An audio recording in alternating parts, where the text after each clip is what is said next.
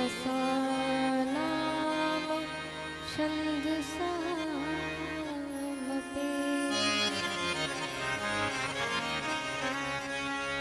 मंगलानाम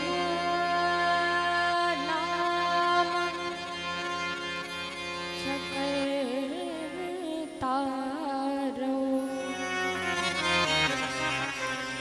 वन्दे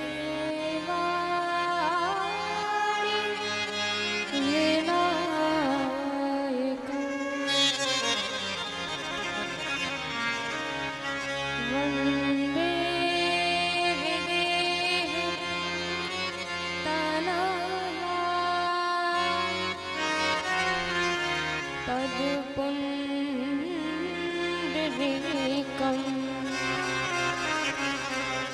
कैसारसौरभ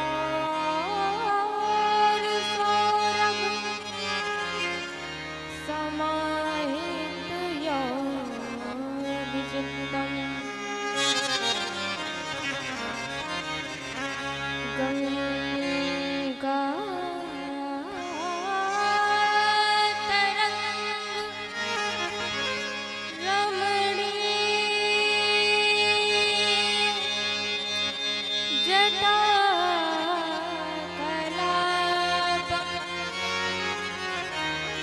गौरी निरंतर विभूषितवामभागम् नारायण प्रिय आनंद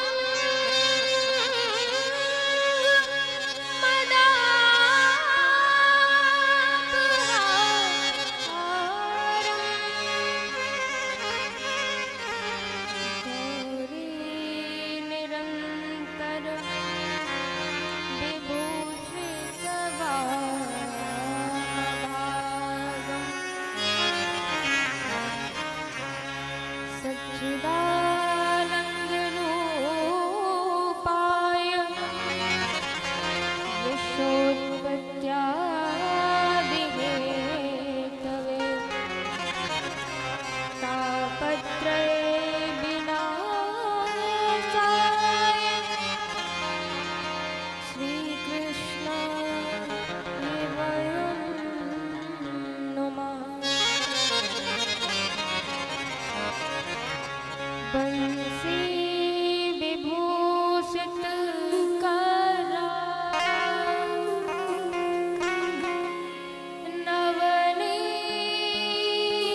नवनीरदाभा पीतांबरा तरुणबिंब वलाधरोष्टा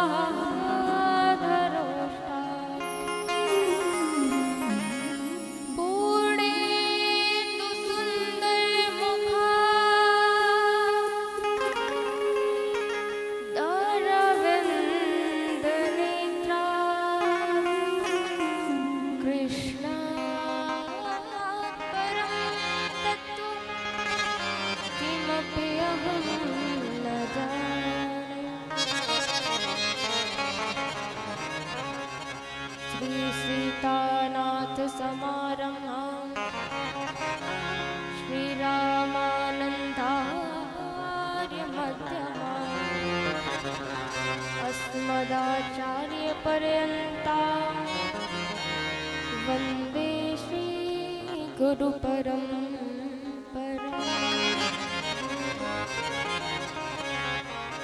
बंदहु श्री तुलसी के चरण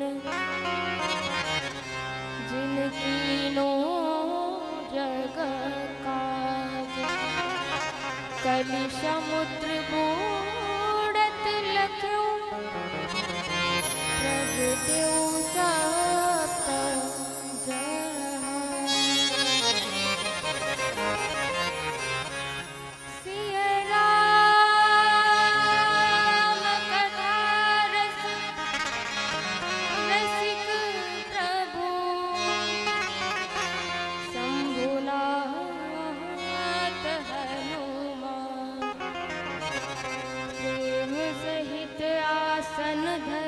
सुनहु कथा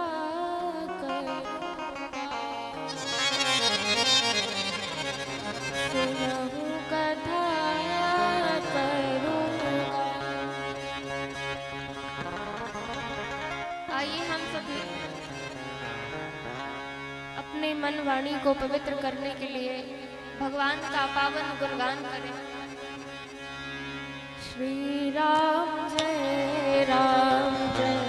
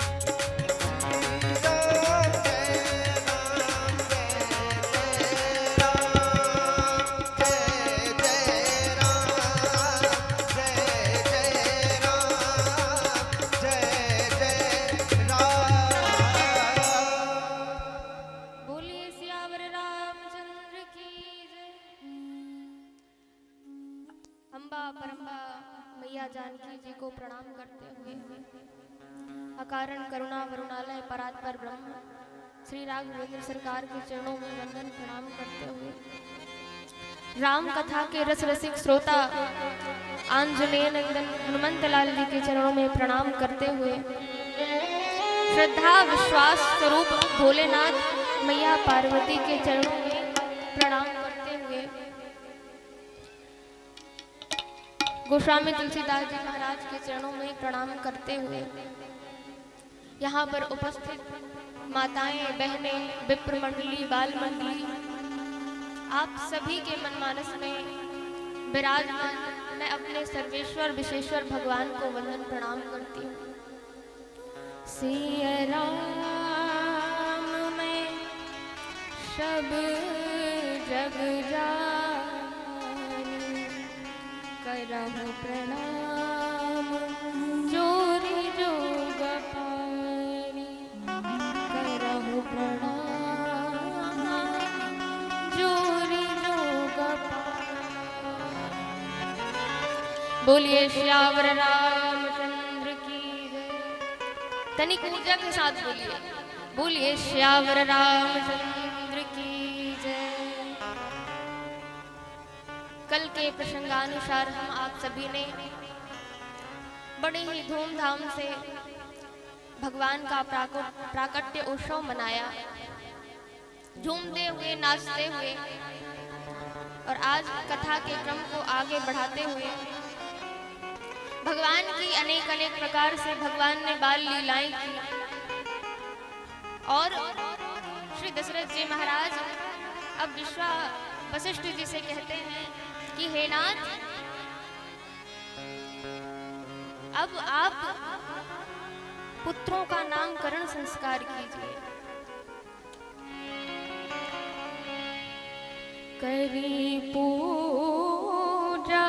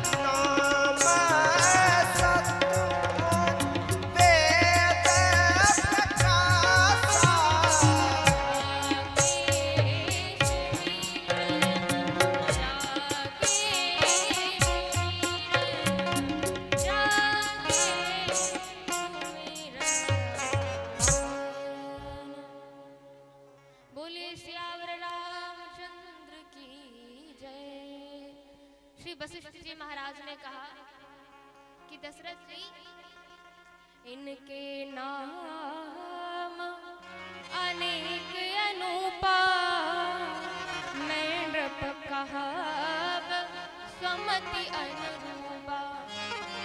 हे दशरथ जी, इनके अनेक नाम हैं, पर मैं अपने सुमति के अनुरूप इनका नाम, जो आनंद सिंधु सुख राशि,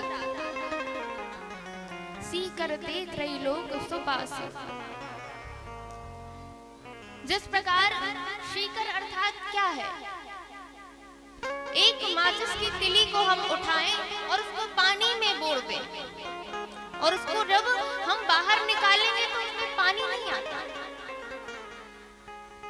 अगर वो सुख, भगवान का सुख कैसा है, भगवान जो आनंद सिंधु सुख राशि, आनंद के समुद्र है भगवान।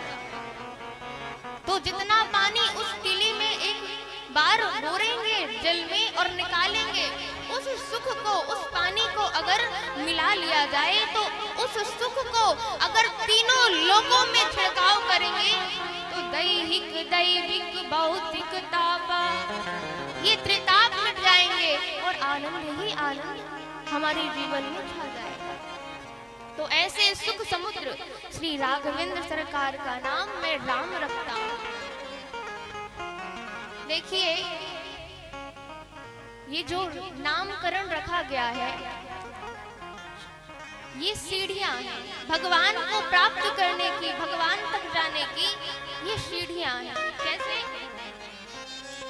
कि जो शत्रुघ्न जी का नाम है शत्रुघ्न, और उनकी शक्ति है श्रुत कीर्ति। श्रुत कीर्ति का अर्थात इसका मतलब होता है कथा। जब हम कथा श्रवण करेंगे तो क्या होगा, जाके सुमिरन तेरी पुनासा।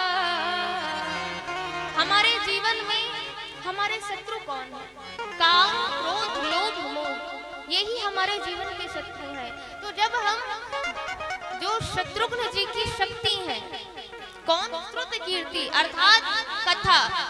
जब हम कथा का अवलंब लेंगे तब हमारे जीवन के जो शत्रु हैं, काम, क्रोध, लोभ, ये समाप्त हो जाएगा। तो पहली सीढ़ी भगवान को पाने के लिए क्या है? कथा अर्थात शत्रुघ्न जी। दूसरी सीढ़ी है भरत जी का प्रेम अर्थात इनकी शक्ति है मांडवी जी। जब हमारा चित्त, हमारा मन सारे संसार को मातृवत दुलार करने में लग जाए तो मान लेना चाहिए कि हमारे ऊपर भरत जी की कृपा। और तीसरी सीढ़ी बताई लक्षण धाम राम प्रिय सकल जगत आधार।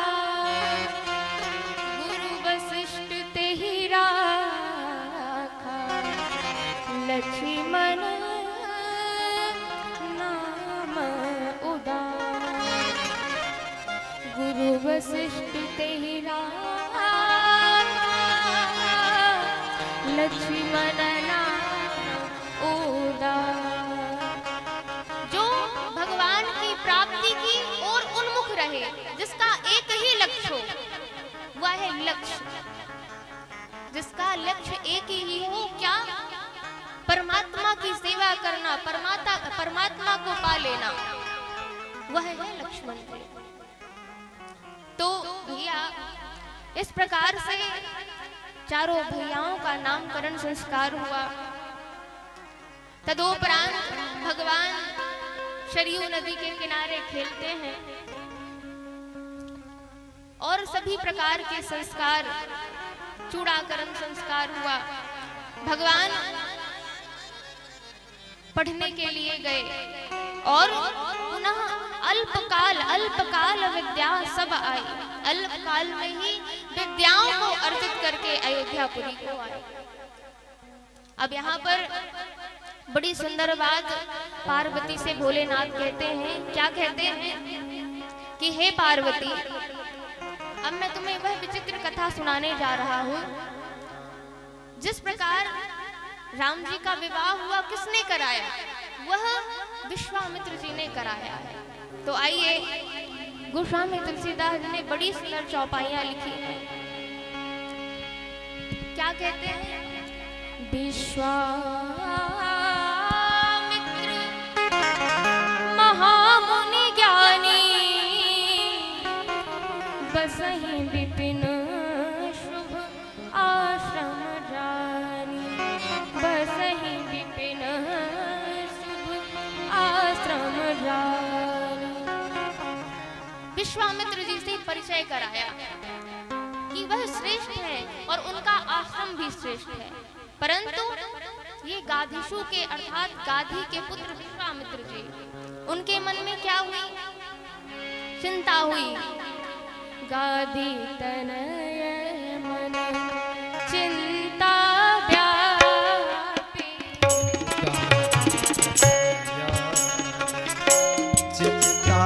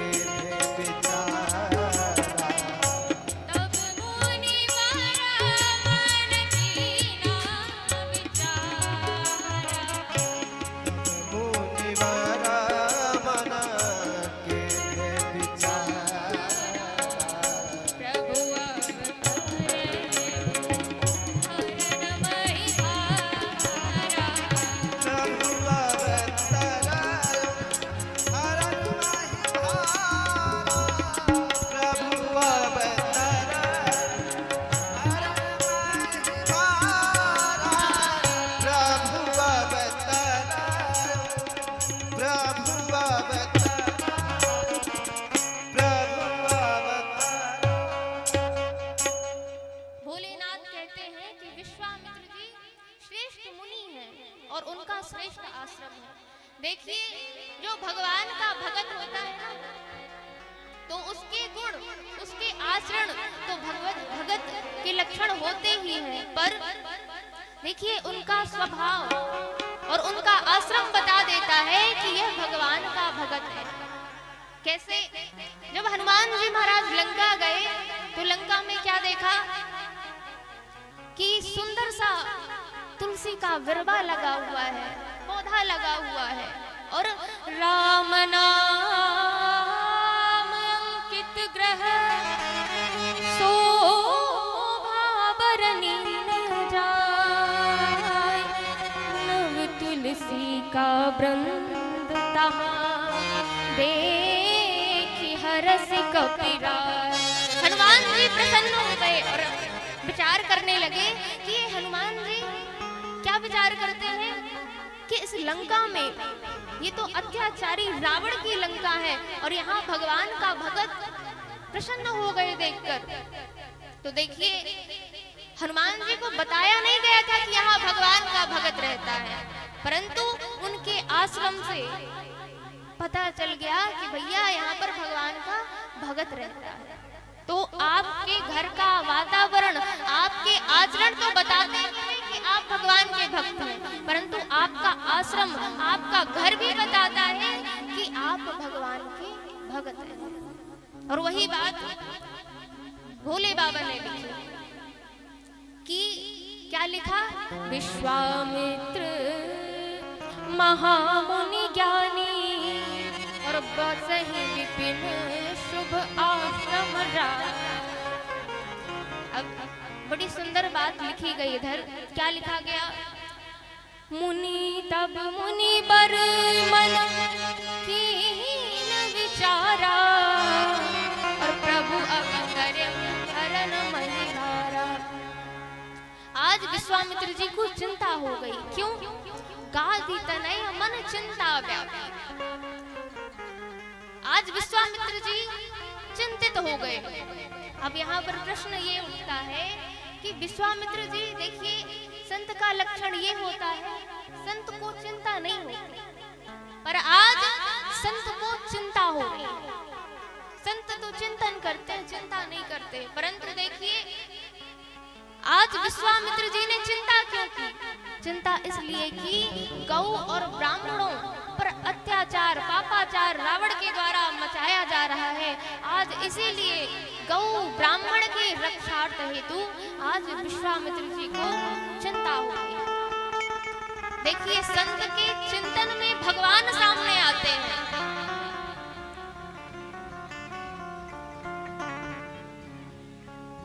श्री राम जय राम जय जय राम, श्री राम जय राम, जय जय राम, श्री राम जय राम, जय जय राम, जय जय राम, जय जय राम, जय जय राम, जय जय राम, श्री राम जय राम, जय जय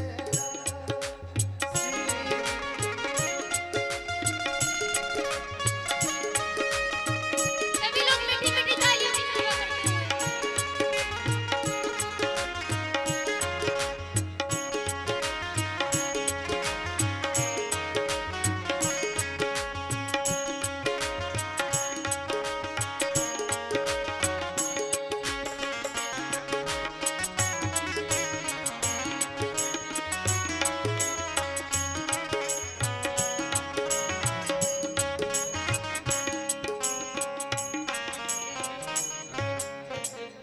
तो देखिए संत का जब चिंतन होता है तो भगवान सामने आते हैं। और आप सभी लोगों से निवेदन है कि आप सभी लोग शांति बना के रखें। तो संत जब चिंतन करते हैं तो भगवान सामने आते हैं, परंतु संत जब चिंता करते हैं तो संसार सामने आता है। संसार कैसे सामने आता है? जब संत का स्वभाव होता है कि वह दूसरों के लिए अपने प्राणों को तक प्राणांत कर देते हैं। इसलिए आज विश्वामित्र जी के मन में चिंता आई। क्यों चिंता आई? क्योंकि रावण का अत्याचार, पापाचार देखकर आज विश्वामित्र जी परेशान हो गए, चिंतित हो गए। जब योगी योग के माध्यम से भगवान तक नहीं पहुंचता, जब यज्ञ के माध्यम से भगवान तक भगत नहीं पहुंचता, तो फिर भगवान पर ही सब छोड़ देता है। अब भगवान का चिंतन करने लगे कि भगवान ने तो अवतार लिया है, तो मैं विचार कर रहे हैं, एहू मिस देखो पद जाई और करी विनती आनो दो भाई। क्योंकि ये पापाचार, क्योंकि जब हम यज्ञ करते हैं तो सुबाहु और मारीच उस यज्ञ को विध्वंस कर देते हैं। तो इनका वध करने के लिए भगवान ही इनका वध कर सकते हैं। इसलिए बहुविधि करत मनोरथ जात लागे नहीं वार और करी मज्जन सरयू जल गए भूप दरबार। मन में विचार कर रहे हैं कि आज मैं उस परात्पर ब्रह्म को देखूंगा, कितनी सुंदर है, लावण्यमयी है। आज मैं उन परात्पर ब्रह्म को देखूंगा। और विचार करते करते सरयू मैया समीप आ गई। स्नान करके आज अयोध्यापुरी में विश्वामित्र जी पहुंच गए। और जब श्री दशरथ जी महाराज ने सुना है तो वह अपने मंत्री मंडल सहित आतिथ्य सत्कार करने के लिए दंडवत प्रणाम किया आज विश्वामित्र जी को। मुनियागमन सुना जब राजा और मिलन गयऊले सभी ब्राह्मणों के साथ आज श्री दशरथ जी महाराज विश्वामित्र जी को लेने के लिए तत्पर हो गए। और सुंदर आतिथ्य सत्कार किया। तदोपरांत पूछा कि हे नाथ, आप यह बताइए कि ही कारण आगमन तुम्हारा, कहूँ करत न लावंवारा। हे नाथ, आज तो मैं धन्य हूँ। आज मेरे समान पुण्यशाली भाग्यवान कौन हो सकता है कि आप मेरे घर पधारे, मेरे भवन पधारे। तो हे नाथ, कहिए आपका आगमन किस कारण से हुआ है।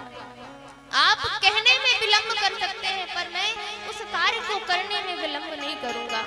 हे नाथ, बताइए आप किस कारण से आए हैं। तो विश्वामित्र जी कहते हैं, असुर समूह सतावहि मोहि, और मैं जाचक आयम नृपतु।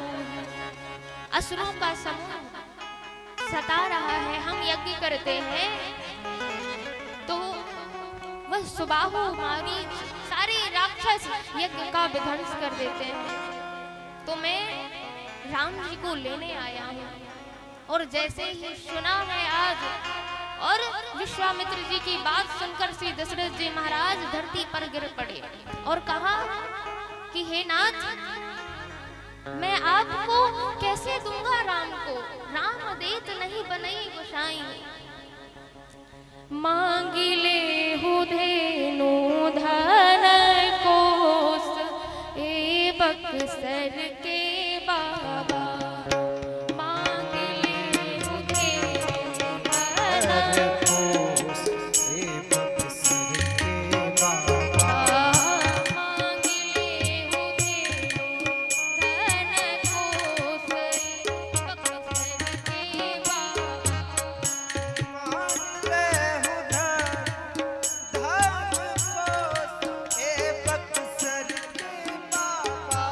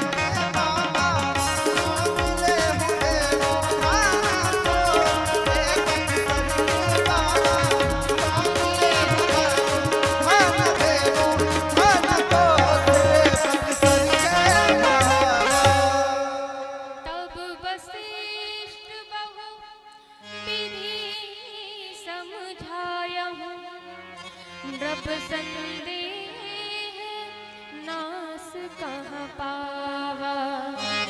तब वशिष्ठ बहुविधि समझावा, अर्थात वशिष्ठ जी ने बहुत प्रकार से समझाया श्री दशरथ जी महाराज को। श्री दशरथ जी महाराज, हे राजन, यह तो आपके पुत्र, आप अपने पुत्रों के रूप में तो इन्हें देख ही रहे हैं, परंतु ये केवल आपके पुत्र नहीं है, ये तो सारे संसार के पुत्र हैं। जो जिस रूप में मान ले, यह भगवान उसी रूप में उनके पुत्र बन जाते हैं, उनके भाई बन जाते हैं। जैसा जो जाकी रही भावना, जैसे अनेक प्रकार से आज श्री दशरथ जी महाराज को वशिष्ठ जी समझा रहे हैं। और फिर बहू की, अर्थात बहू की विधि से भी समझाया। क्या समझाया कि विश्वामित्र जी लेकर जाएंगे आपके पुत्रों को, तो वहां से आपके 4 बहू भी आएंगी। आज श्री दशरथ जी महाराज प्रसन्न हो गए कि बहुएं आएंगी, तो फिर अभी ले जाइए। और अति आदर दो तनय बुलाए, और हृदय लागे बहु भांति सुहाए, हृदय लाई बहु भांति सिखाए। दोनों भाई को बुलाया है, अपने पुत्रों को बुलाया श्री दशरथ जी महाराज ने, और क्या कहा कि तुम मुनि पिता आन नहीं को। हृदय में दोनों पुत्रों को लगा लिया है। और क्या कहते हैं कि अब तुम लोग जो भी कार्य करोगे ना, तो गुरु मत मानना इन्हें अपना पिता ही मानना। और गुरुदेव से कहते हैं कि हे गुरुदेव, आप आज से आपको जो भी विचार करना है तो आप सोचिएगा मत, आज से आप ही इनके पिता हैं, तुम मुनि पिता आन नहीं को। विश्वामित्र जी प्रसन्न हो गए और चल पड़े। पुरुष सिंह दोबी हरस चले मुनि भय हरन, कृपा सिंधु मति धी अखिल विश्व कारण करण। दोनों पुरुष सिंह, दोनों भाई सिंह के तरफ चले, सिंह के समान जा रहे हैं। श्री विश्वामित्र जी को निर्भय करते हुए, संत समाज को निर्भय करते हुए आज जा रहे हैं। आज विश्वामित्र जी दोनों भाइयों के स्वरूप को देखते हैं, और देखते हैं तो गदगद हो जाते हैं, विचार करते हैं।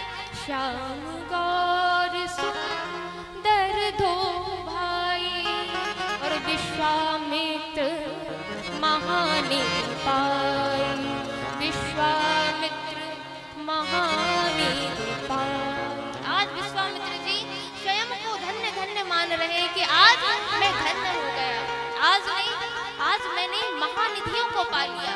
कैसे? ऐसे समझिए आप लोग कि एक बार एक संत के पास एक व्यक्ति गया, और उस व्यक्ति ने कहा, महात्मा जी, मैं परेशान हूँ, मैं कार्य तो करता हूँ पर धन अर्जित नहीं होता है, और मैं दरिद्री का दरिद्री ही बना रहता हूँ। तो आप ऐसा कोई रत्न दीजिए, कि मैं ऐसा आशीर्वाद दीजिए कि मैं धन धान्य से पूरित हो जाऊं। महाराज जी ने कहा कि भैया देखो, हम साधु संत आदमी हैं, हक्कड़ हैं, हम जब हमारे पास ही धन नहीं है तो हम तुम्हें कहां से लाके दे दें। नहीं नहीं महाराज, मैंने ऐसा सुना है कि साधु का अगर, संत का अगर आशीर्वाद मिल जाए ना, तो सामने वाला जो व्यक्ति है, सामने वाला जो शिष्य है, वह धन धान्य से पूरित हो जाता है। तो हे नाथ, आप मुझे आशीर्वाद दें। जब बार बार कहने पर महाराज जी हटा रहे कि भाई तुम जाओ, हम क्या दें तुम्हें, परंतु जब वह शिष्य नहीं माना तो कहा कि जो सामने जलाशय बना हुआ है, सरोवर बना हुआ है, वहां पर एक वट वृक्ष लगा है, और वट वृक्ष के नीचे एक मूर्ति है, और मूर्ति के नीचे देखना वहां मणि रखी हुई है। उस मणि को लेके जाओगे ना, क्योंकि वह कोहनूर का हीरा है, और उसके समक्ष ही एक पारस मणि रखी है, परंतु तुम उस कोहनूर के हीरे को मत लेना, तुम पारस मणि को ले लेना। अब वह बड़ी प्रसन्नता के साथ दौड़ता दौड़ता दौड़ता उस बट वृक्ष के पास पहुंचा और वैसे ही मूर्ति उठाया तो वहां पर पारस मणि रखी हुई थी। अब उठा लिया और बड़ा प्रसन्न हो गया, परंतु फिर विचार करने लगा और विचार किया। वहीं पर जलाशय था, उस जलाशय में पारस मणि को फेंक दिया और जिस तीव्र गति से, द्रुत गति से वह संत जी के पास गया था और अब विचार करता है कि मैंने पारस मणि तो पा लिया, परंतु ये पारस मणि किस काम की, जलाशय में फेंक दिया। और जैसे ही महाराज जी के पास वह दौड़ता दौड़ता गया तो महाराज जी से कहा कि प्रभु मुझे ऐसा आशीर्वाद दीजिए आप। तो महाराज जी ने पूछा, क्या तुम्हें पारस मणि नहीं मिली है? बोले मिली थी सरकार। तो क्या किए उसका भैया? तो उसने कहा जलाशय में फेंक दिया। बोले क्यों फेंक दिया? अभी तो तू आशीर्वाद मांग रहा था ना कि मुझे धन धान्य से पूरित कर दीजिए। अरे भैया तू एक लौह में उस पारस मणि को स्पर्श कराता ना तो तेरे पास स्वर्ण ही स्वर्ण हो जाता, पर तूने जलाशय में उस मणि को क्यों फेंक दिया, पारस मणि को? तो उस व्यक्ति ने क्या कहा कि मैंने विचार किया कि आपको ना जाने कौन सी पारस मणि मिली है, आपको ना जाने कौन सी पारस मणि मिली है जो कि आपने इस पारस मणि को एक तुच्छ वस्तु के समान देखा। जब तुच्छ वस्तु के समान देखा है तो मुझे भी जो मणि आपको मिली है सरकार, मुझे भी वही मणि चाहिए। तो महाराज जी ने कहा भैया मेरे पास कोई मणि नहीं है, मेरे पास तो केवल राम जी का नाम है, मेरे पास केवल राम जी का नाम है। और बड़ा सुंदर भाव, सारे नामों में हरि नाम बड़ा प्यारा है, सारे नामों में हरि नाम बड़ा प्यारा है, सारे नामों में हरि नाम बड़ा प्यारा है, सारे नामों में हरि नाम बड़ा प्यारा है, सारे नामों में हरि नाम बड़ा प्यारा है,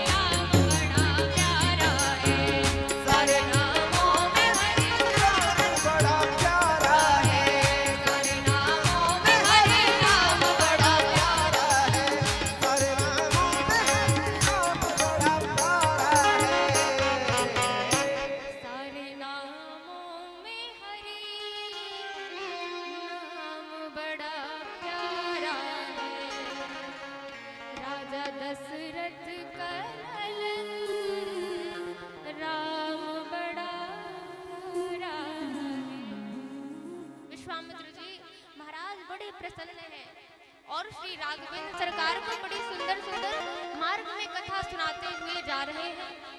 ताड़का ने सुना कि कथा, और ताड़का के कानों में जब कथा की गूंज पड़ी, वाणी पड़ी विश्वामित्र जी की, तो सुनी ताड़िका क्रोध करी भाई, क्रोध से जल उठी और राम जी के समक्ष आ गई।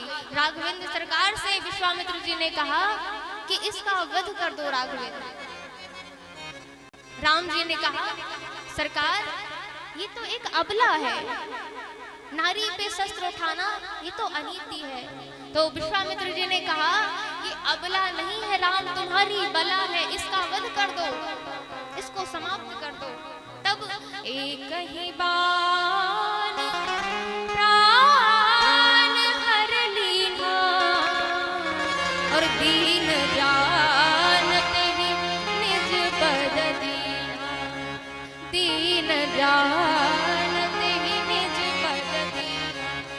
राम जी ने एक बाण का संधान किया और ताड़का को उद्धार कर दिया। भगवान का स्वभाव देखिए कि वह तो मारने के उद्देश्य से आई थी, पर दीन जानते ही निज पद दीना, अपना परम पद प्रदान कर दिया। ऐसे राघवेंद्र सरकार, ऐसे कृपामयी हमारे राघवेंद्र सरकार कितने दयामय हैं, जो ताड़िका को भी दीन जानकर अपना निज पद, परम पद को दे दिया। तदोपरांत जब विश्वामित्र जी ने जाना, तब ऋषि निज नाथ ही जिये चीन्ही और विद्या निधि कम विद्या दीनी, बला और अति बला विद्या को प्रदान किया है। तदोपरांत प्रातः कालीन हुई, भगवान राघवेंद्र सरकार ने कहा कि हे नाथ आप निर्भय होकर यज्ञ कीजिए, हम आपके यज्ञ की रक्षा करेंगे। प्रात कहा मुनि सन रघुराई, निर्भय यज्ञ करम तुम जाई। हे नाथ आप जाकर निर्भय होकर यज्ञ कीजिए। जैसे ही सुबाहु और मारीच को पता लगा तो यज्ञ को विध्वंस करने के लिए आतुर होकर वह आ गए। और क्या किया राम जी ने? सुनी मारीच निशाचर क्रोही, भगवान जान गए कि दुष्ट राक्षस ये आ गए हैं, तो बिनु फरुबान राम ते ही मारा और सत जो जन गा सागर, बिना फर का बाण यहाँ पर मारीच को मारा है, 100 योजन के पार गिरा। अग्नि बाण सुबाहु को मारा और उसका उद्धार किया। विश्वामित्र जी महाराज के यज्ञ की रक्षा की। तदोपरांत कुछ दिन बक्सर में रहे और विश्वामित्र जी ने कहा कि रामभद्र जो अब धनुष यज्ञ सुनी रघुकुल नाथा, हरसि चले मुनिवर कैसा था, हरसि चले मुनिवर कैसा। मार्ग में क्या देखते हैं, क्या देख रहे हैं आज राघवेंद्र सरकार कि पूरा जो जंगल है वह सुनसान सा है, वह आश्रम एक दिख मगमाही, खग मृग जीव जंतु तामनाही। राम जी ने पूछा कि ऋषि आश्रम सी कोई पुण्य थली, और आज लगे उजड़ी उजड़ी, नर नारी गुना पशु पक्षी गुना, सुनसान दशा बिगड़ी बिगड़ी, तरु सूखे लता फल फूल बिना, उत्कंठा बढ़ी रघुनाथ की। हे गुरुदेव कहिए कृपा करके गुरुदेव, ये कैसी शिला मगमानी पड़ी। हे गुरुदेव ये कैसा आश्रम है जहाँ पर पेड़ पौधे सूखे हुए हैं, सुनसान ये दशा कैसी है, और ये पत्थर के शिला से ये राम राम की ध्वनि कैसे निकल रही है। तब यहाँ पर विश्वामित्र जी ने क्या कहा विश्वामित्र जी कहते हैं कि हे राम, ये जो शिला है ना वह कैसी है? ये गौतम जी की नारी है और शापवश आज शिला बनी हुई है। गोस्वामी तुलसीदास जी महाराज बड़ी सुंदर चौपाई का वर्णन करते हैं। क्या कहते हैं? गौतम नारी शापवश उपल देह धरी धीर, चरण कमल रज चाहती, कृपा करो रघुबीर, कृपा करो रघुबीर। आज विश्वामित्र जी ने कहा कि गौतम नारी शापवश, गौतम की नारी शापवश, गौतम नारी शापवश उपल देह धरी धीर। यह गौतम जी की नारी अहिल्या जी है, यह श्रापवश पत्थर की शिला बनी हुई है। और रघुनाथ जी ने देखा तो विश्वामित्र जी ने पूछा कि पति बिना तो पत्नी की दुर्गति हो जाती है, तो राम जिसकी तरफ कोई नहीं देखता, जिसकी तरफ कोई नहीं देखता, उसकी तरफ आप देख रहे हैं, क्यों? तो राम जी ने क्या कहा कि हे नाथ, हे मुनिवर, जिसकी तरफ कोई नहीं देखता उसकी तरफ मैं देखता हूँ। जिसे संसार त्याग देता है उसे मैं अपनाता हूँ। यहाँ पर विश्वामित्र जी कहते हैं, सारा वृत्तांत बताया है। राम जी कैसे श्री अहिल्या जी का उद्धार करते हैं। पर सत पद पावन शोक न सावन, प्रगट भई तब कुंज श्री। देखत रघुनायक जन सुखदायक, सन्मुख होई कर डोरी। अति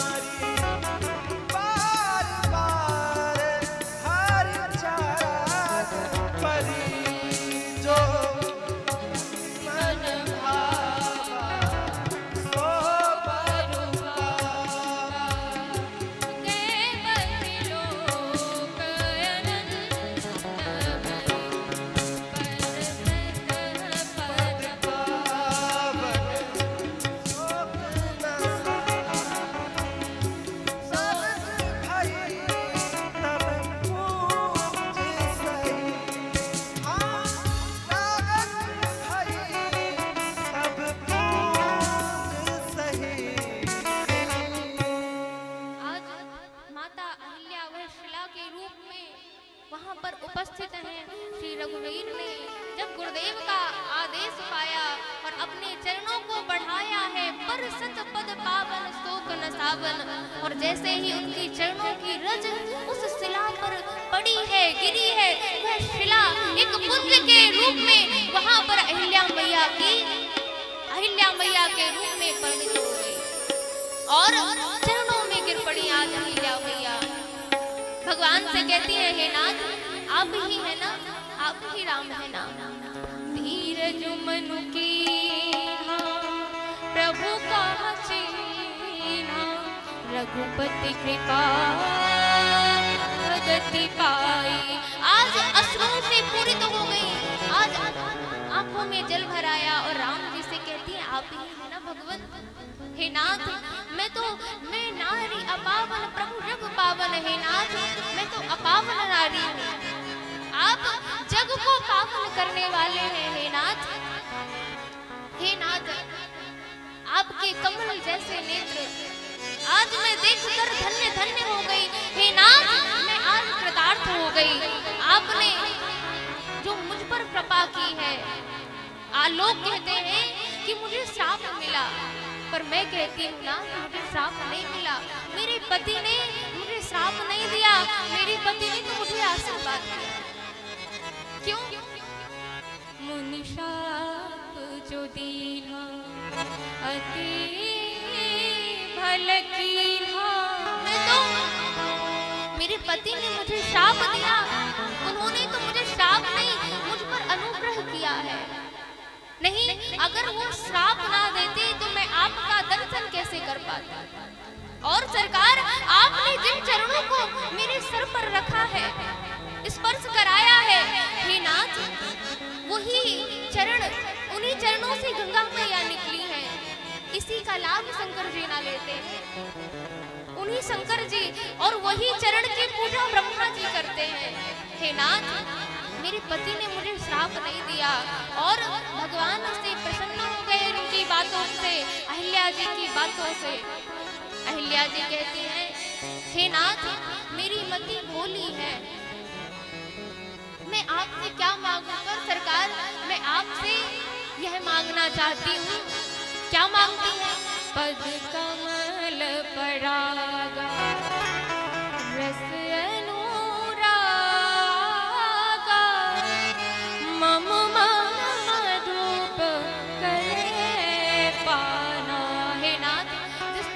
कमल में पराग होता है ना, और भंवरा उस रस को लेने के लिए उस पर मंडराता रहता है। हे नाथ, मेरा मन भी आपके चरण कमल रूपी कमल में उसका पराग लेने के लिए भंवरे की तरह मंडराता रहे। और जो मन में आज अहिल्या जी के आया, सो बर उन्होंने भगवान से पाया है और आनंद भरी पति लोग गई। आगे यहाँ पर श्री तुलसीदास जी कहते हैं कि अस प्रभु दीन बंधु हरि, कारण रहित दया। तुलसीदास सटते भजो, छाड़ी कपट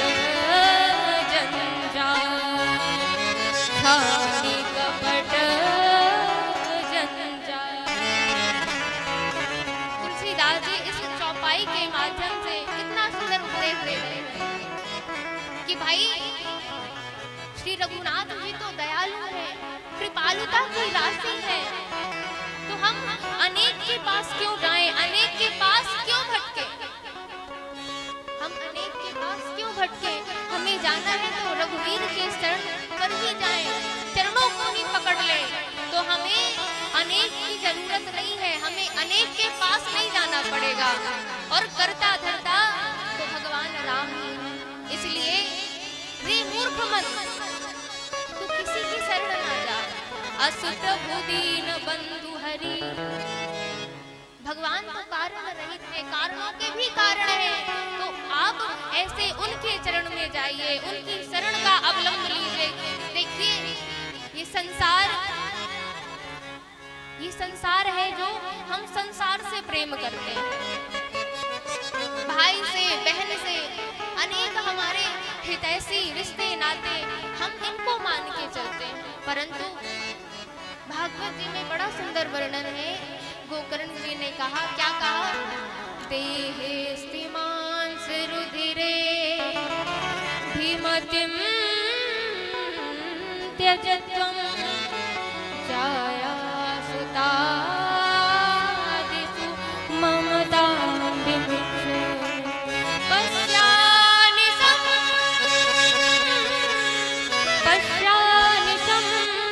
क्षणभङ्गुनिष्ठ वैराग्य राग रसिको भवभक्तिनिष्ठ वैराग्य राग रसिको भवभक्तिनिष्ठ। ये गोस्वामी जी ने जो चौपाई लिखी है भैया, ये हम आपको समझाने के लिए लिखी है। क्यों? क्योंकि हम संसार के रिश्ते नातों में ऐसे उलझ जाते हैं कि भगवान की ओर देखना, और भगवान की ओर भी देखेंगे तो कैसे देखेंगे? अपनी बुद्धि लगाएंगे, और जहां पर बुद्धि लगाना है वहां बुद्धि नहीं लगाते हैं। एक महात्मा जी से एक व्यक्ति ने कहा कि हमारा दिल टूट गया। महाराज जी ने कहा कि तुमसे कहा किसने था कि तुम संसार में और संसार के रिश्ते नातों में दिल लगाओ? संसार के रिश्ते नाते में दिल दिमाग लगाओगे ना तो वो तोड़ मड़ोड़ के आपको ही दे देंगे। तो क्या करना चाहिए? तो ये श्लोक संदेश देता है कि जो हमारा शरीर है ना, देहे स्तिमांस रुधिरे भीमतिम त्वजत्वम्, ये मांस मंजा का हमारा ये जो देह बना हुआ है, इसको हम खूब सजाते हैं, खूब अच्छा बनाते हैं, कितना टाइम इस देह को देते हैं। पर ठीक है भैया, समयानुसार अपने जीवन को चलाना चाहिए, परंतु इस देह को हमें अपना नहीं मान लेना चाहिए। अगर ये देह हमारा होता तो फिर हम प्राण का त्याग करते? कभी नहीं करते। इसे तो यमराज के जो दूत आते हैं, कोड़े मार मार के निकालते हैं प्राणों को कि चलो अब तुम्हें जाना है। पर ये जो आत्मा है ना, वह कहती है नहीं, मैं नहीं जाऊंगा। हमें कोड़े मार मार कर इस देह के बाहर निकाला जाता है। तो भैया, जब हमारा ये देह ही नहीं है तो देह के रिश्ते नाते हमारे कैसे होंगे? तो जो प्रेम अपने पिता, भाई, बंधु से कर रहे हो ना, तो प्रेम करना चाहिए।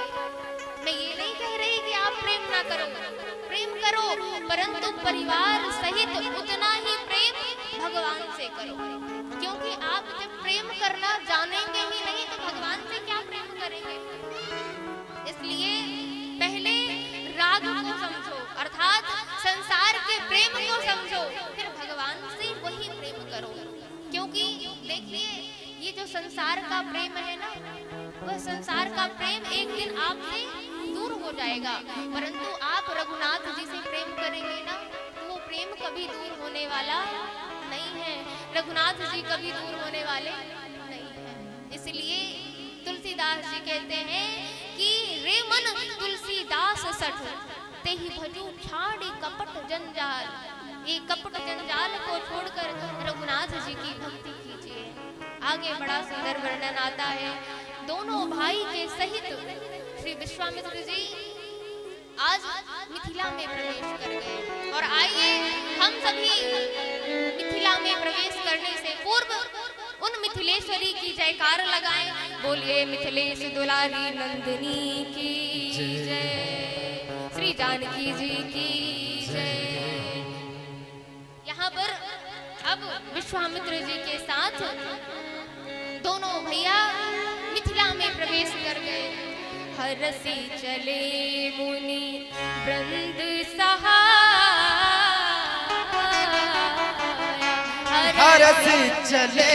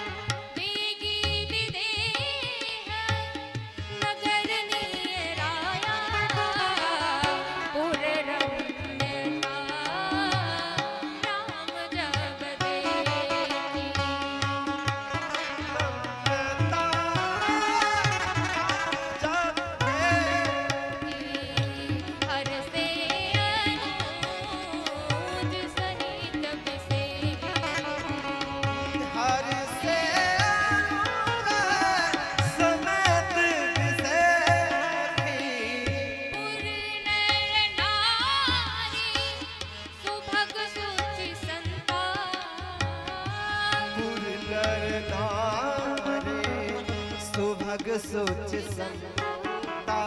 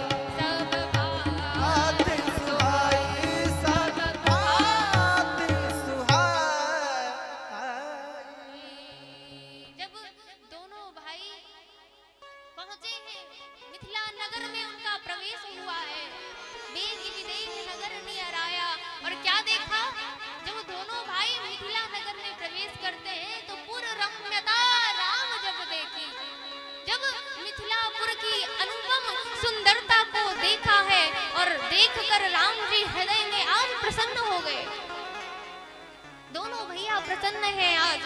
और वहाँ के नर नारी कैसे हैं? पुर नर नारी सुभग सुचि संता, धर्मशील ज्ञानी गुणवंता, ज्ञानी गुणवंता। पुर नर नारी सहजशीलता भरी है, उनमें सहजशील है, संत है। देखिए यहाँ पर कितना सुंदर वर्णन दिया हुआ है कि पुर नर नारी, नारी भी और जत्र तत्र जितने भी नगर के निवासी हैं वह क्या है? सब संत हैं। तो यहाँ पर किसी विशेष पुरुष को संत की उपाधि नहीं दी जाती, उनके गुण उन्हें संत बनाते हैं। और आज मिथिलापुर के नगर निवासी क्या है? सहजशील संत है, गुणवान है, प्रसन्न है आज उन सभी को देखकर राघवेंद्र सरकार। वहां पर देख अनूप एक अवराई, वहां आम का बगीचा था। विश्वामित्र जी ने कहा कि रामभद्र जो यहाँ पर निवास करेंगे आज।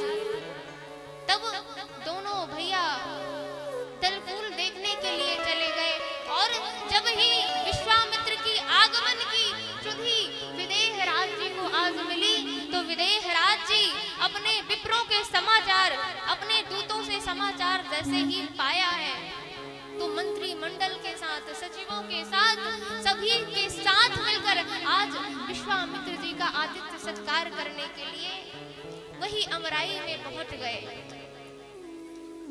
विश्वामित्र जी को प्रणाम किया है आज। और उसी समय पर दोनों भाई वहां उपस्थित हो गए और विश्वामित्र जी ने क्या किया? अपने बगल में ही बैठा लिया। और जब श्री विदेहराज जी ने देखा तो वो देखते ही रह गए। कैसे देख रहे हैं? इनहि बिलोकत अति अनुरागा, बरबस ब्रह्म सुख मन त्यागा।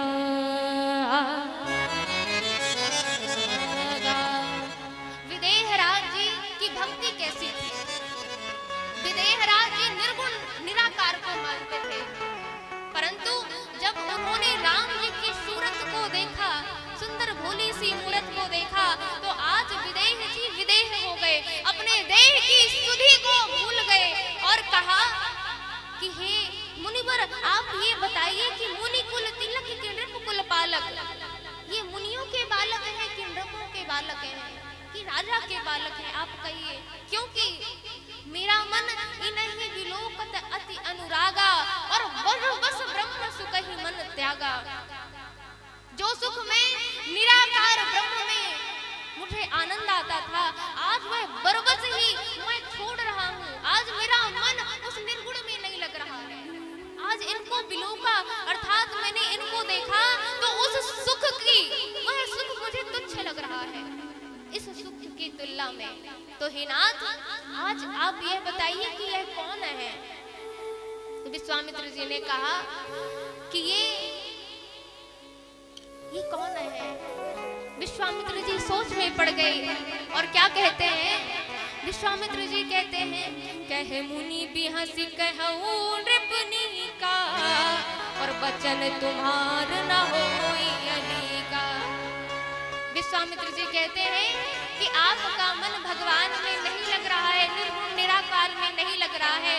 तो आप कह रहे हैं ना कि नेति नेति जहि वेद निरूपा, और निरा, ये जो आप कह रहे हैं कि ये ब्रह्म ही लगता है, ये नर के रूप में भगवान ही आ गए हैं। तो हे विश्वामित्र जी कहते हैं कि हे राजन, हे विदेहराज जी, आपके वचन कभी असत्य नहीं हो सकते।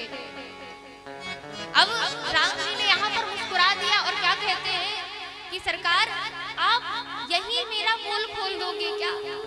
मुस्कुरा दिया उन्होंने। तो अब विश्वामित्र जी ने बात को पलट दिया और क्या कहते हैं, ये प्रिय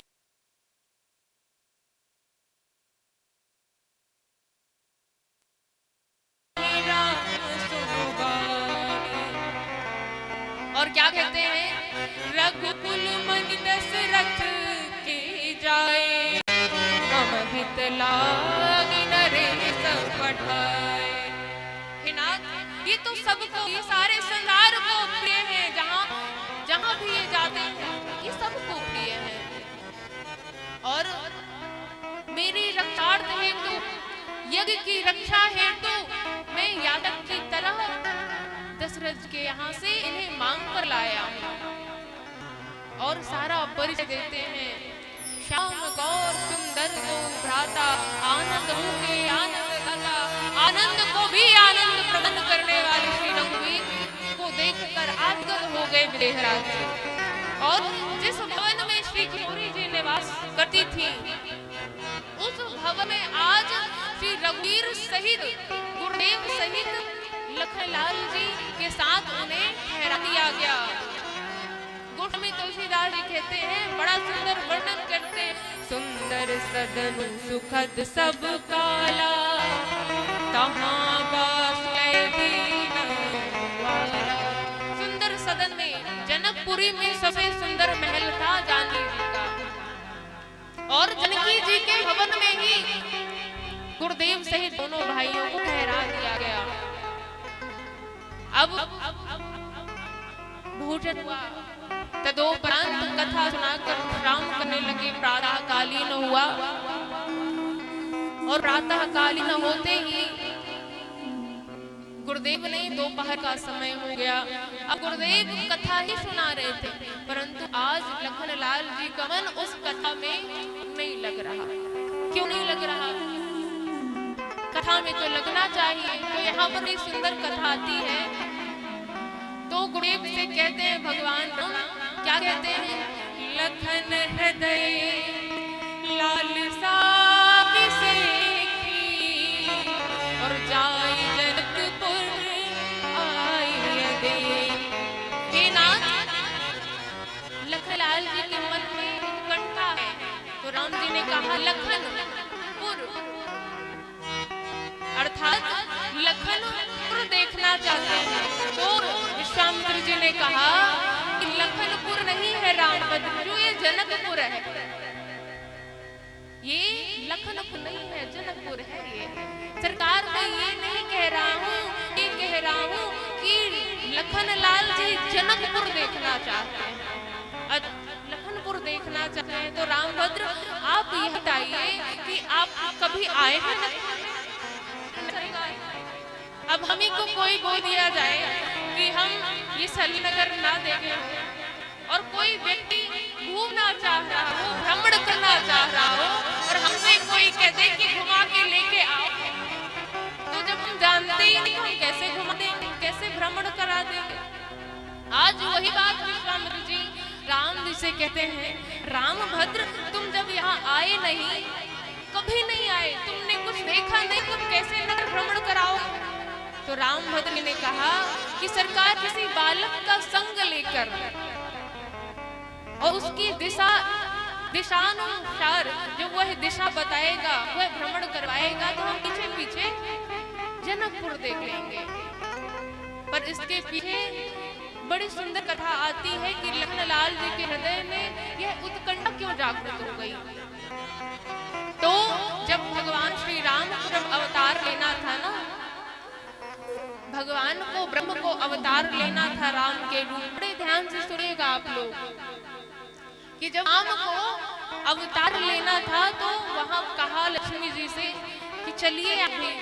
तो लक्ष्मी जी ने क्या कहा, मैं नहीं जाऊंगी आपके साथ। बोले क्यों नहीं जाओगी? आपके बिना तो हमारी लीला ही अधूरी रह जाएगी, आप क्यों नहीं जाएंगे? तो लक्ष्मी जी ने कहा कि देखिए नाथ, आप जब अवतार लिया था आपने, तो अनेकों से आपने प्रेम प्रस्ताव रखा और अनेकों से आपने 1108 रानियों से विवाह किया कि 16,108 रानियों से विवाह किया। मेरे ही समान आपने सबको प्रेम दिया है और मैं उस प्रेम को बर्दाश्त नहीं कर सकती, इसलिए मैं आपके साथ नहीं जाऊंगी। राम जी ने समझाया, ब्रह्म ने समझाया कि देवी उस समय तो हम कृष्ण अवतार में थे, परंतु अब हम मर्यादा पुरुषोत्तम राम के रूप में अवतार लेंगे और उसकी गरिमा यह है कि हम एक से ज्यादा विवाह नहीं कर सकते, हम एक ही विवाह करेंगे। तो लक्ष्मी जी ने कहा कि मैं कैसे मान लूं कि आप एक ही विवाह करेंगे? तो वहां पर शेषनाग थे, अर्थात कौन? लखनलाल जी वहां उपस्थित थे। तो राम जी ने कहा, ब्रह्म ने कहा, यहाँ पर क्या कहते हैं कि मैं इनको साक्षी करके कहता हूँ कि आप जब पहली बार मिलेंगी ना, आप जब पहली बार मिलेंगी तो इन्हीं माध्यम से मिलेंगी। इसीलिए लखनलाल जी के वही वचनों को याद दिलाने के लिए लखनलाल जी आज उत्कंठा उत्पन्न हुई कि सरकार आपने जो लक्ष्मी को परात्पर महारानी को जो आपने वचन दिया है, क्या भूल गए आप? अच्छा कोई बात नहीं, मैं तो जीवाचार्य हूँ, जी के आचार्य है लखनलाल जी, और वह वचन याद दिला है कि नाथ आपको अभी जानकी जी के दर्शन करना है, आपका यही तो विवाह होगा, आपका यही तो वचन पूरा होगा जो आपने लक्ष्मी जी से लिया था। लक्ष्मी जी को मुझे साक्षी करे, लक्ष्मी जी को ऐसा कहा था कि मैं एक ही विवाह करूंगा। इसलिए आज लखनलाल जी के हृदय विशेष उत्कंठा जनकपुर देखने की हुई। अब राम जी को विश्वामित्र जी कहते हैं, रामभद्र आप यह बताइए कि आपने जनकपुर नहीं देखा तो आप कैसे दिखाएंगे? तब राम जी ने कहा कि किसी बालक को लेकर जाऊंगा। तो लखनलाल जी कहते हैं, भैया एक काम करिए आप कि ये लखनलाल है ना, जो ये छोटे हैं, लालन जो लखन लघु लोने, ये तो छोटे हैं ना, तो मैं इनके साथ जाऊंगा तो मर्यादा बनी रहेगी।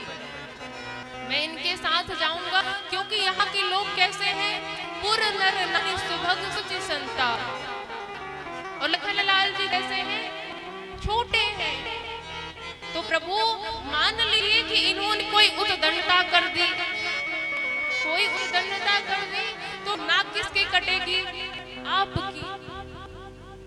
इसलिए सरकार लखनलाल जी तो छोटे हैं, मैं इनके साथ जाऊंगा ना तो मर्यादा बनी रहेगी, इसीलिए मैं इनके साथ नगर भ्रमण कराने के लिए मैं इनके साथ आऊंगा। विश्वामित्र जी गदगद हो गए और क्या कहते हैं कि रामभद्र तुम नगर ना देखने जा रहे हो ना नगर दिखाने जा रहे हो, आप आनंद इन महिला वासियों को, ये क्या है, सुभग सुचि संत है, इन्होंने आपके लिए तपस्या की है और तपस्या का फल क्या होता है?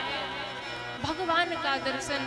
आप कितना बड़ा भी कर लो, कितने बड़े भी साधन कर लो, पर अनेक साधनों का फल भगवान का दर्शन है।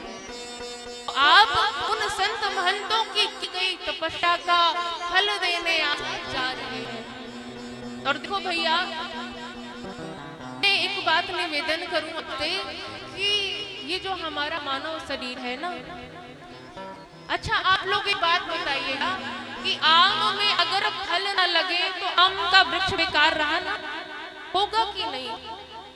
आम में अगर फल न लगे तो आम का वृक्ष बेकार है।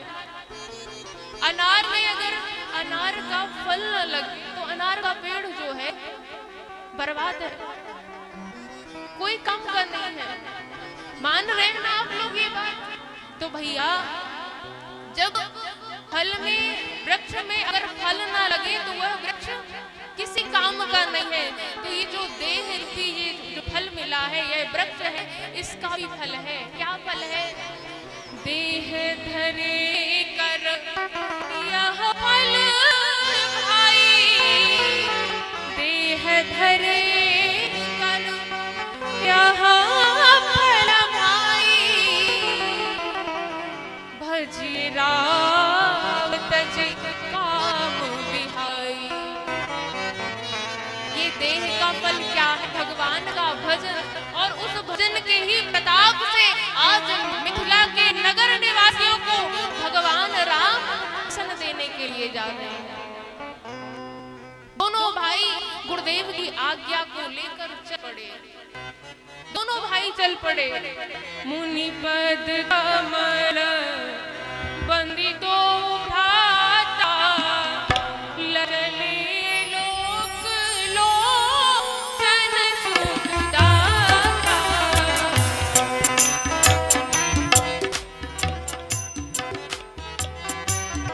खन भूप सुत आए, समाचार पुरबासी भाए।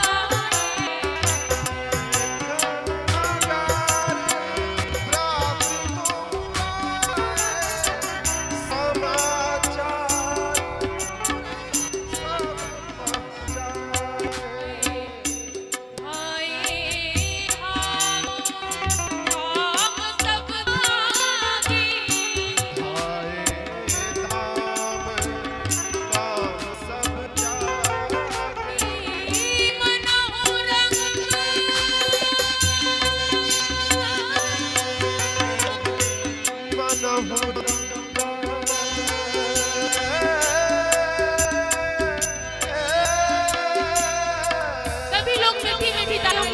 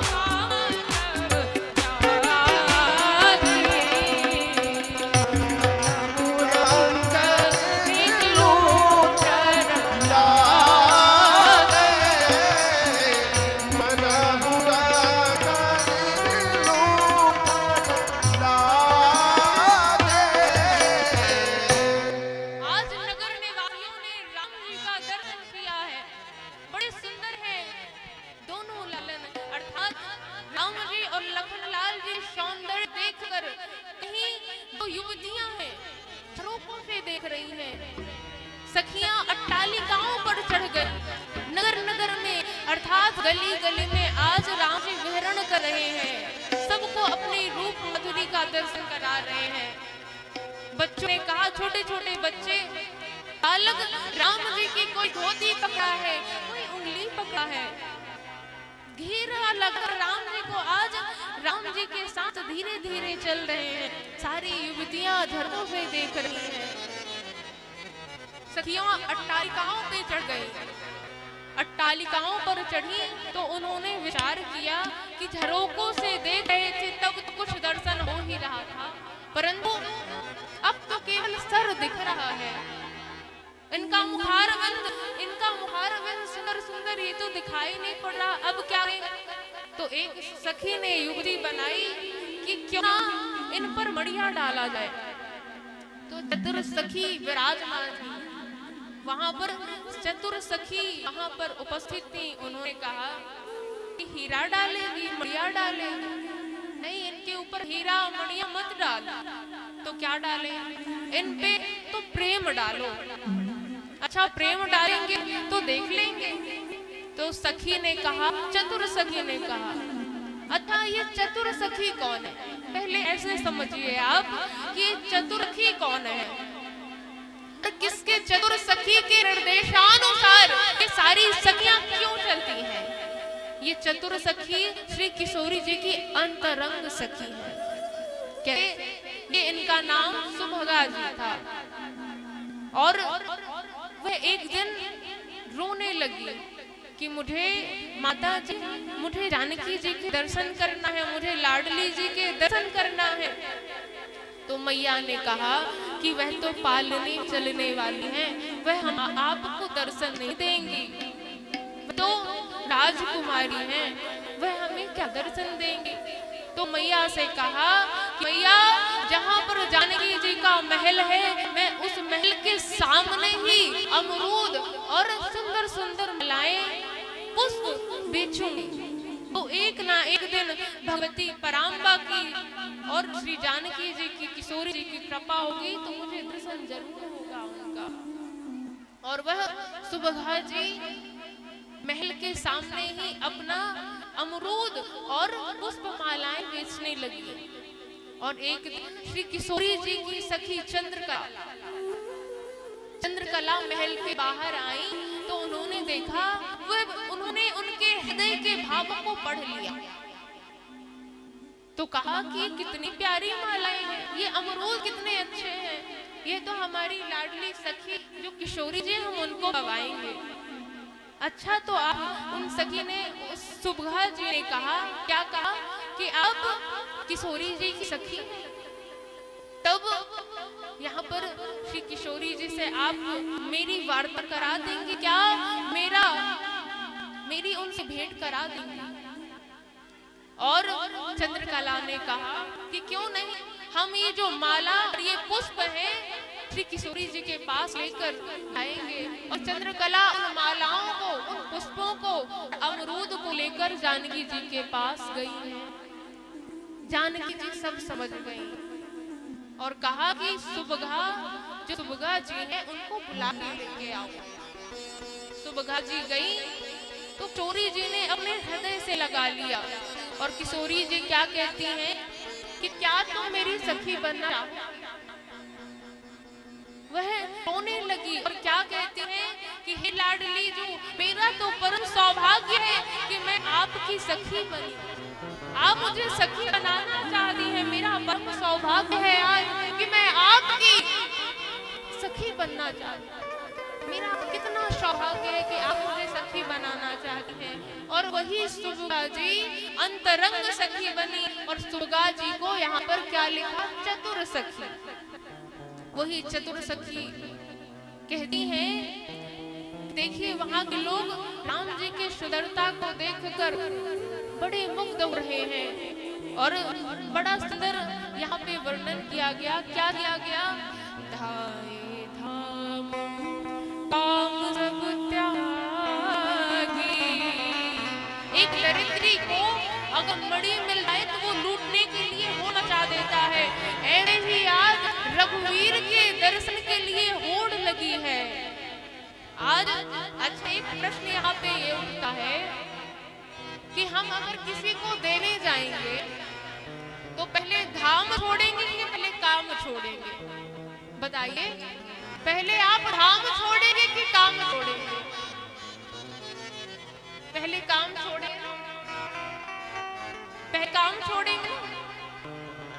तो यहाँ पर उल्टा लिखा है, देखिए, भगवान के प्रेम में, भगवान के अनुराग में पहले धाम क्या छोड़े हैं?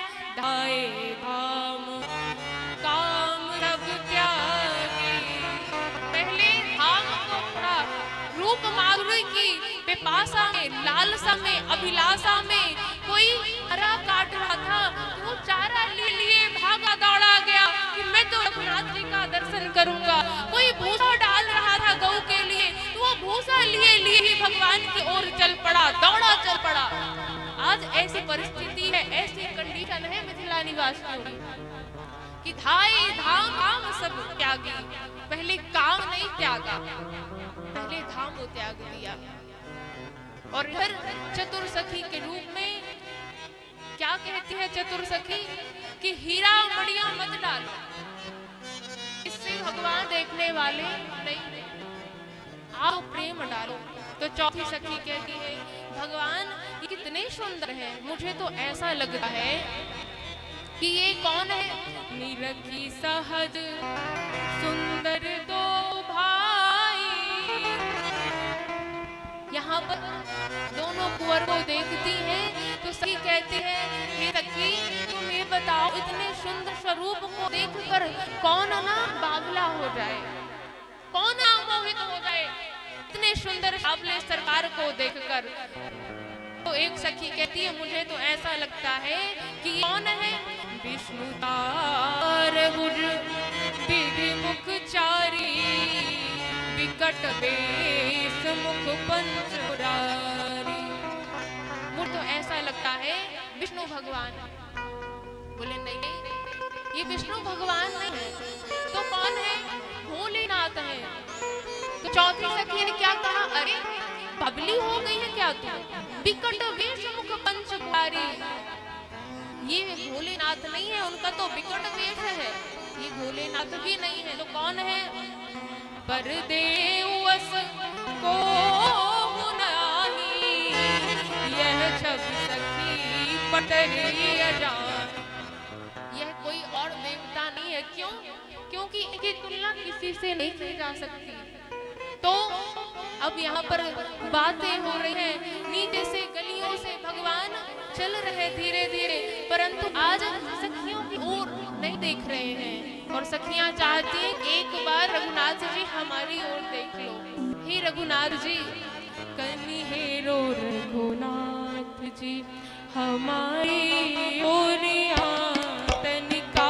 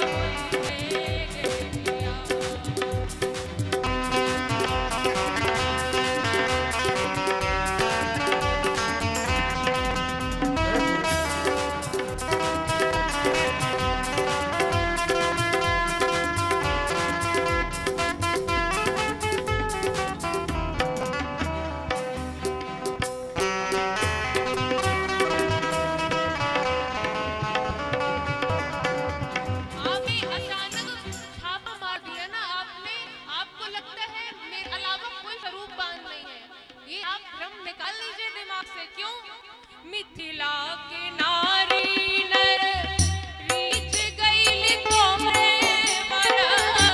मिथिला के नारी नर पर यहाँ आपके ऊपर इसलिए रीझ गए हैं कि क्यों रीझे? हमने तैयारी की होगी तो हम नहीं रीझते। आप अगर स्वरूप का अहंकार है ना, आपसे सुंदर किशोरी जी को हम दिखाते हैं और आप सोचते हैं कि आप सुंदर हैं, तो आप सुंदर नहीं हैं। हमने तो कोई तैयारी ही नहीं की, आप तो अचानक से छापा मार दी। तो भाई कौन जीतेगा? वहाँ पर छोटे छोटे बालक उन्होंने कहा जीत गया भाई, जीत गया, छापा मारी वाला जीत गया। क्यों जीत गया? क्योंकि अचानक छापा मारा, इसलिए जीत गया। तो मिथिला के नारी नर रीछ गइल तोहरे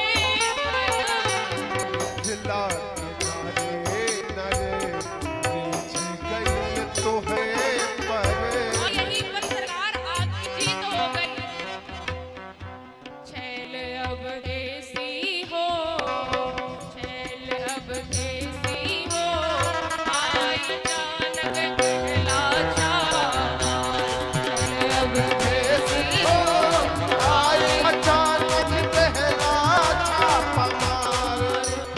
जनक नगर के दर्शन में जी, जनक नगर के दर्शन में जीत गइला रघुवर। ये तो मनोधारी हो, फुलवरिया में होई है गेलिहार।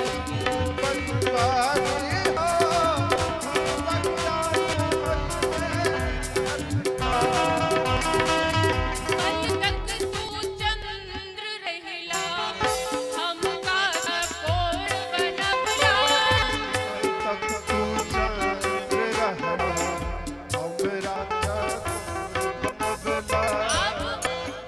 आपका दर्शन करने के लिए आज हम चकोर बने, क्यों? पर आप ये गुमान मान रहे हैं ना, तो कल आप चकोर होंगे और चंद्रमा का दर्शन आपको पुष्प वाटिका में होगा। और आप पुष्प वाटिका में देखेंगे कि चंद्रमा और चांदनी कैसी होती है, तो आपका गुमान है ना जो धरा का धरा रह जाएगा। किंतु छैरुधारी हो, फुलवरिया में होई है गेलिहार। हो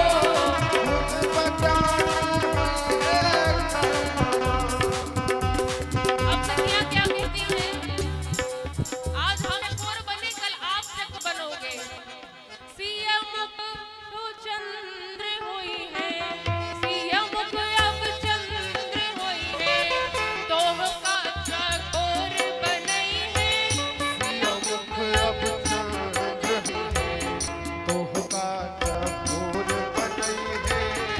छैल अब देसी हो, सब मिथिलानी जाए बलिहार।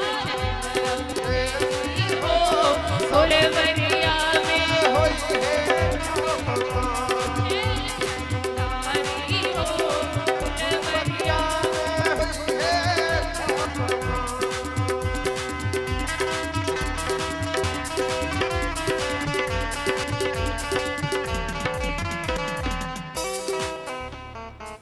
आज सखियां कहती हैं कि हम पुष्प को फेंक कर, हम आपकी पुष्प वृष्टि करके आपको आमंत्रण दी है कि भैया राघवेंद्र सरकार, ये जो पुष्प है ना, ये पुष्प केवल और केवल विदेह जी वाटिका में ही मिलते हैं और अन्यथा और अन्य कहीं कहीं नहीं मिलेंगे।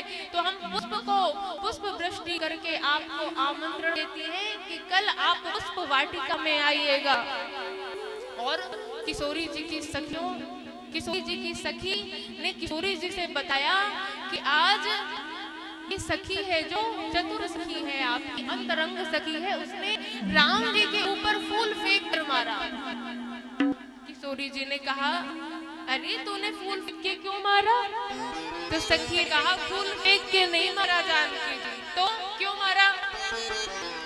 फूल नहीं मारा मैं, दिया एक संदेश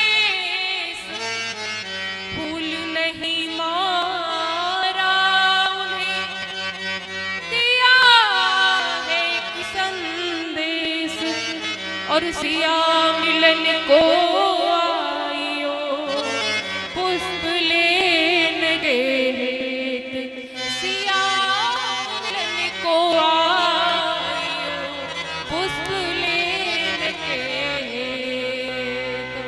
इस कार्य से राघवेंद्र सरकार आगे बढ़ते हैं।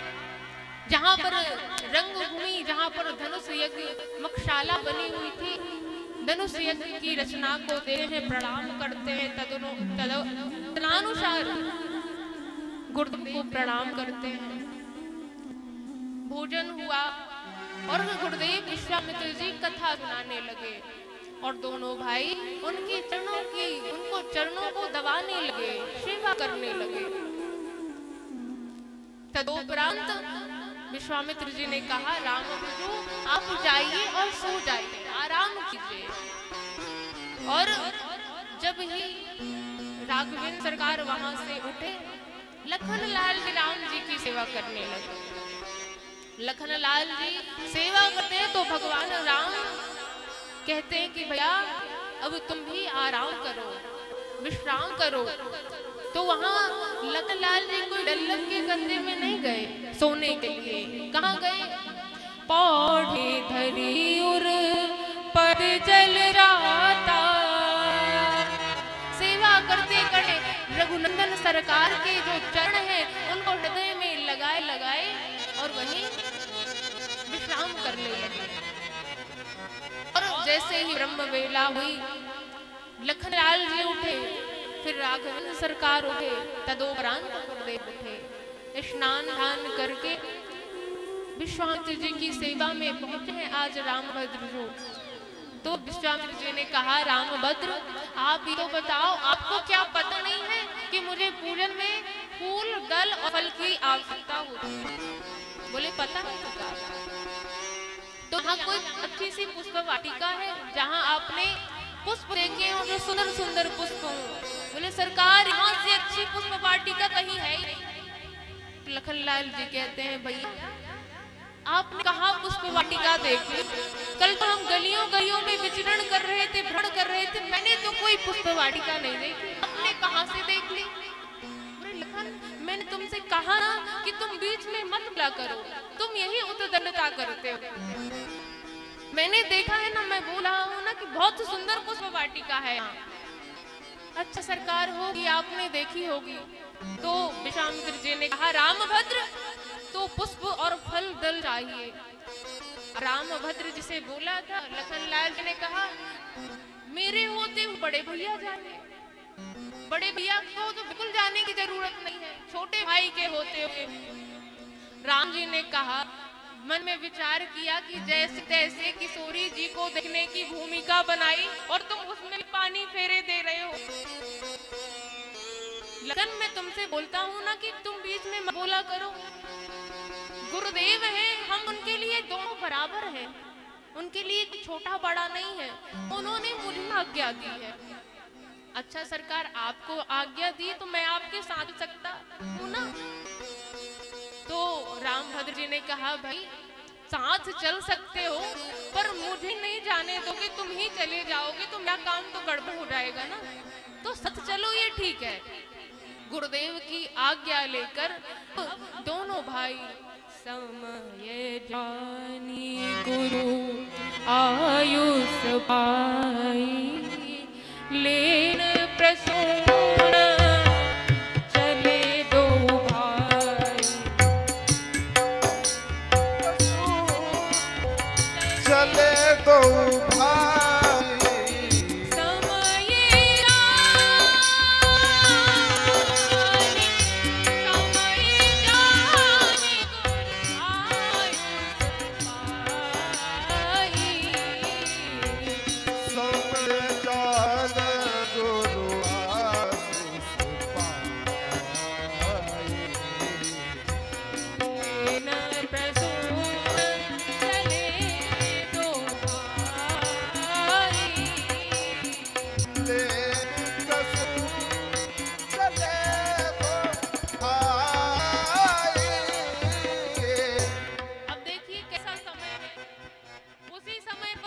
विश्वामित्र जी आज्ञा देते हैं कि जाओ पुष्पदल लेकर आओ, और उसी समय मैया सुनैना जानकी जी से कहती है कि गिर जाओ पूजन के लिए जाओ। बड़ा सुंदर समय है। तो यहाँ पर राघवेंद्र सरकार दोनों भैया जाते हैं, और जाते जाते क्या देखते हैं, बड़ा सुंदर भूप बागुबर देखिए जाई, बसंत रहिए लो भाई। वो पूरी वाटिका का मनोहर बाहर से ही दृश्य देखते हैं, अभी तो अंदर गए ही नहीं। इतना सुंदर रमणीय वह वाटिका है। माली वहां खड़े हुए हैं, वहां के जो इतने सुंदर सुंदर पक्षी हैं वह चहचहा रहे हैं। तो यहाँ पर राघवेंद्र सरकार ने देखकर, अब यहाँ पर सुंदर बात ये है कि जो बसंत ऋतु थी वह वहां सदैव नहीं रहती थी, परंतु वह ऋतु आई तो आगमन की सुधि जानकर वहां लुभा गई कि मेरे नाथ आने वाले हैं, तो वहां निवास करने लगी कि मेरे रघुनाथ जी आ रहे हैं। मैं तो उनको जी भर के देखूंगी, नयन भर के देखूंगी। इसलिए वह लुभा गई। और सुंदर पशु पक्षी चातक कोकिल कीर चकोरा कूज विहंग नटत कलमोरा। ये पक्षी है ना 5 प्रकार के, वह आचार्य है। कैसे? बड़ा सुंदर संतों ने वर्णन किया है कि जो चातक का कार्य क्या होता है, वह स्वाति नक्षत्र की जल को ही पीता है। तो यहाँ पर चातक क्या कर रहा है कि मैं किसी दृश्य को नहीं देखूंगा जब तक मेरा दृश्य तो केवल भगवान राम है। और जब भगवान के राम के आने की खुशी मिली, उनके आने की सुधि मिली, चातक प्रसन्न हो गया। भगवान के रूप सौंदर्य का दर्शन कर रहा है। और चातक कोकिल, कोकिल का काम क्या है? कोकिल क्या करती है? गाती है। आज कोकिल क्या कर रही है?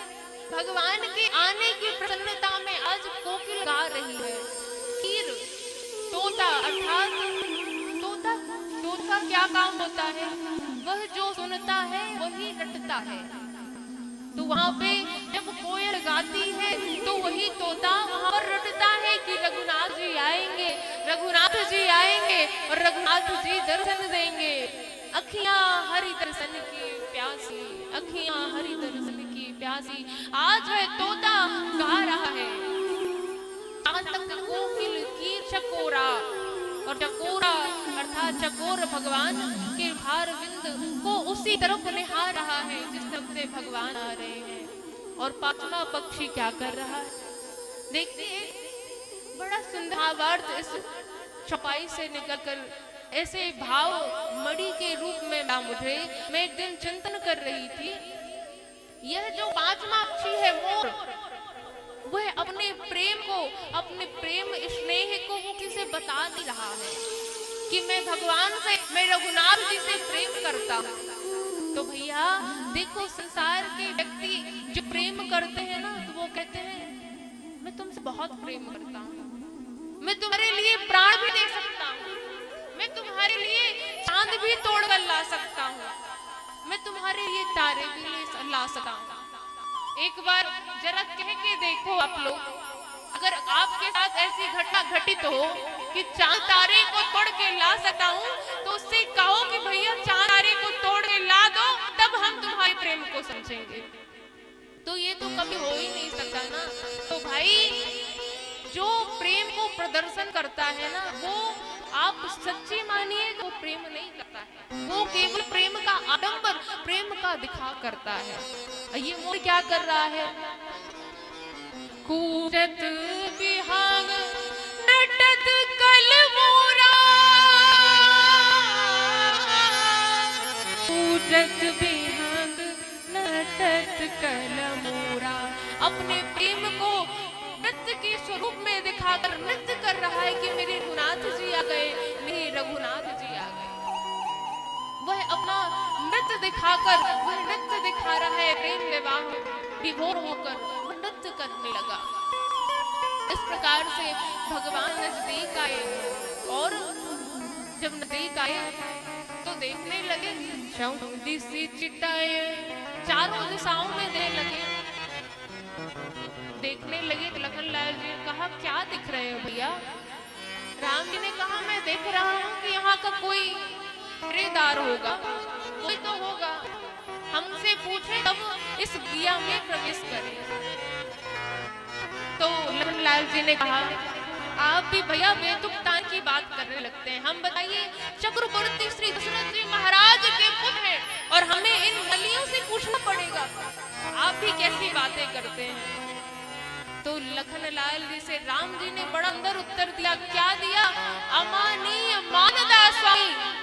अर्थात राम जी तो वो स्वभाव वाले, ऐसे स्वभाव वाले हैं कि जो निर्धन है, जो निर्बल है, कभी उदास नहीं करते, निराश नहीं करते। कहते हैं ना निर्बल के बलराम। भाई जब तुम छोटों को भी सम्मान दोगे, बड़ों को भी सम्मान दोगे, तब आप अपना सम्मान पाने की आशा रखो। अगर आप किसी को सम्मान नहीं दोगे तो आपका सम्मान आपको कौन सम्मान देगा? इसीलिए कहा अमानीय मानदास। सम्मान देना चाहिए, सबको देना चाहिए। और माई देखा तो रघुनाथ जी ने कहा कोई ही बाग को रक्षक यही बाग को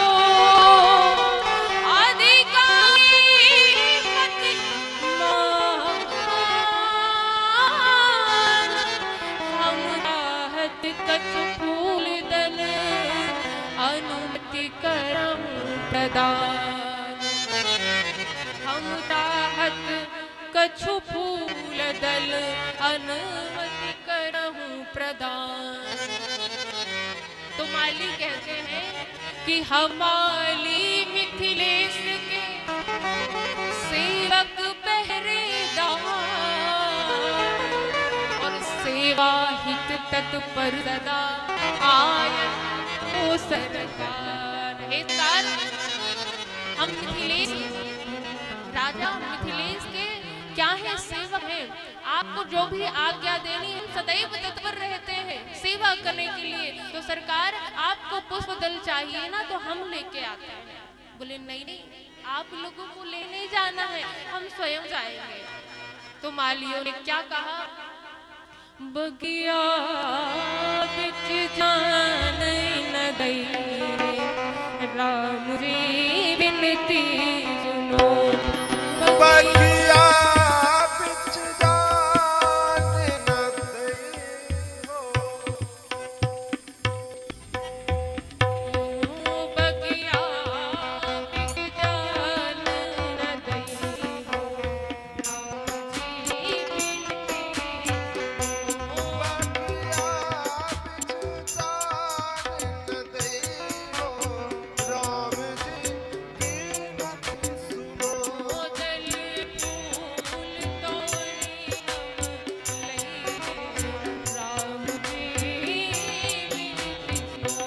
बगिया बिच जान न दई हो, राम जी बिनती सुनो।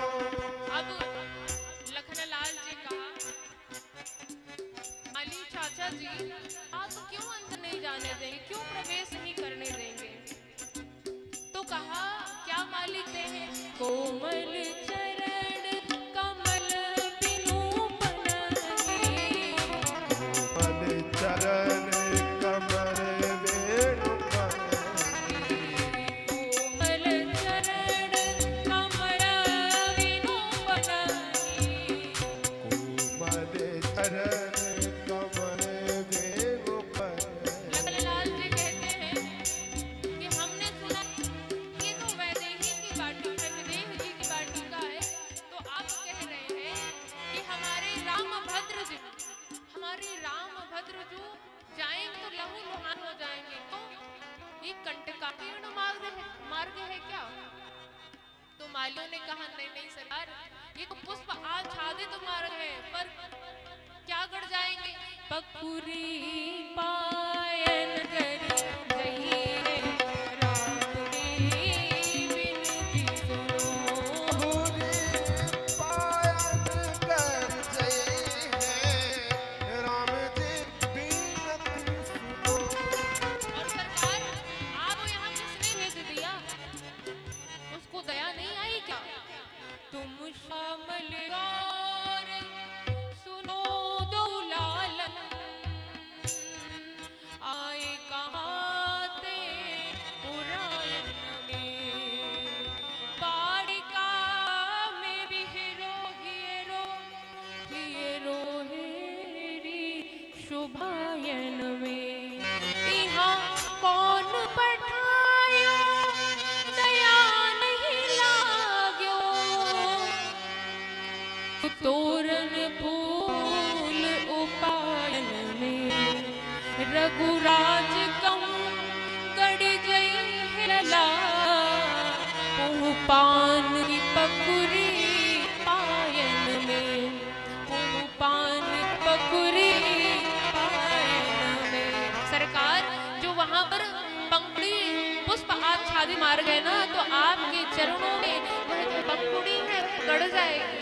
आपको यहाँ पर किसने भेज दिया? उन्हें दया नहीं आई क्या? सरकार आप मत जाओ, आप आज्ञा दीजिए, हम खुद पुष्पों का अर्चन करके लाकर आपको देंगे। तो लखनलाल जी ने कहा, भैया देखो, हम आश्वासन देते हैं कि कोई पंखुड़ी गड़ेगी हमारे भैया को, अब तो जाने दो। तो यहाँ पर अब माली फिर क्या कहता है? तजी तजी सुमन मधुप मधुबारी, तजी सुमन मधुप मधुबारी, तजी सुमन मधुप मधुबारी। तजी सुमन मधुप मधुबारी। सरकार आपके भैया अंदर जाएंगे, अंदर प्रवेश करेंगे ना, तो लहूलुहान हो जाएंगे। लखनलाल जी ने कहा, मैं आश्वासन दे रहा हूँ ना, कुछ नहीं होगा मेरे भैया को। अरे सरकार आप ये बताइए कि जो भंवरा होता है ना, भंवरा होता है ना, उसमें केवल एक कमल देखा है, पर कमल के ऊपर कमल नहीं देखा है। और आपके भैया है ना, क्या है, कैसे है? मुख कमल, चरण कमल, नव कंजी लोचन गंध मुख कर गंध पद गंधारू, नव कंजी लोचन गंध मुख कर गंध पद गंधारू, पद गंधारू। भंवरे ने तो एक कमल देखा है, पर कमल के ऊपर कमल नहीं देखा कभी। आप ही बताइए, कोई घाटे का सौदा कौन करेगा भाई? जहाँ कमल के ऊपर कमल होंगे, भंवरा वही तो जाएगा।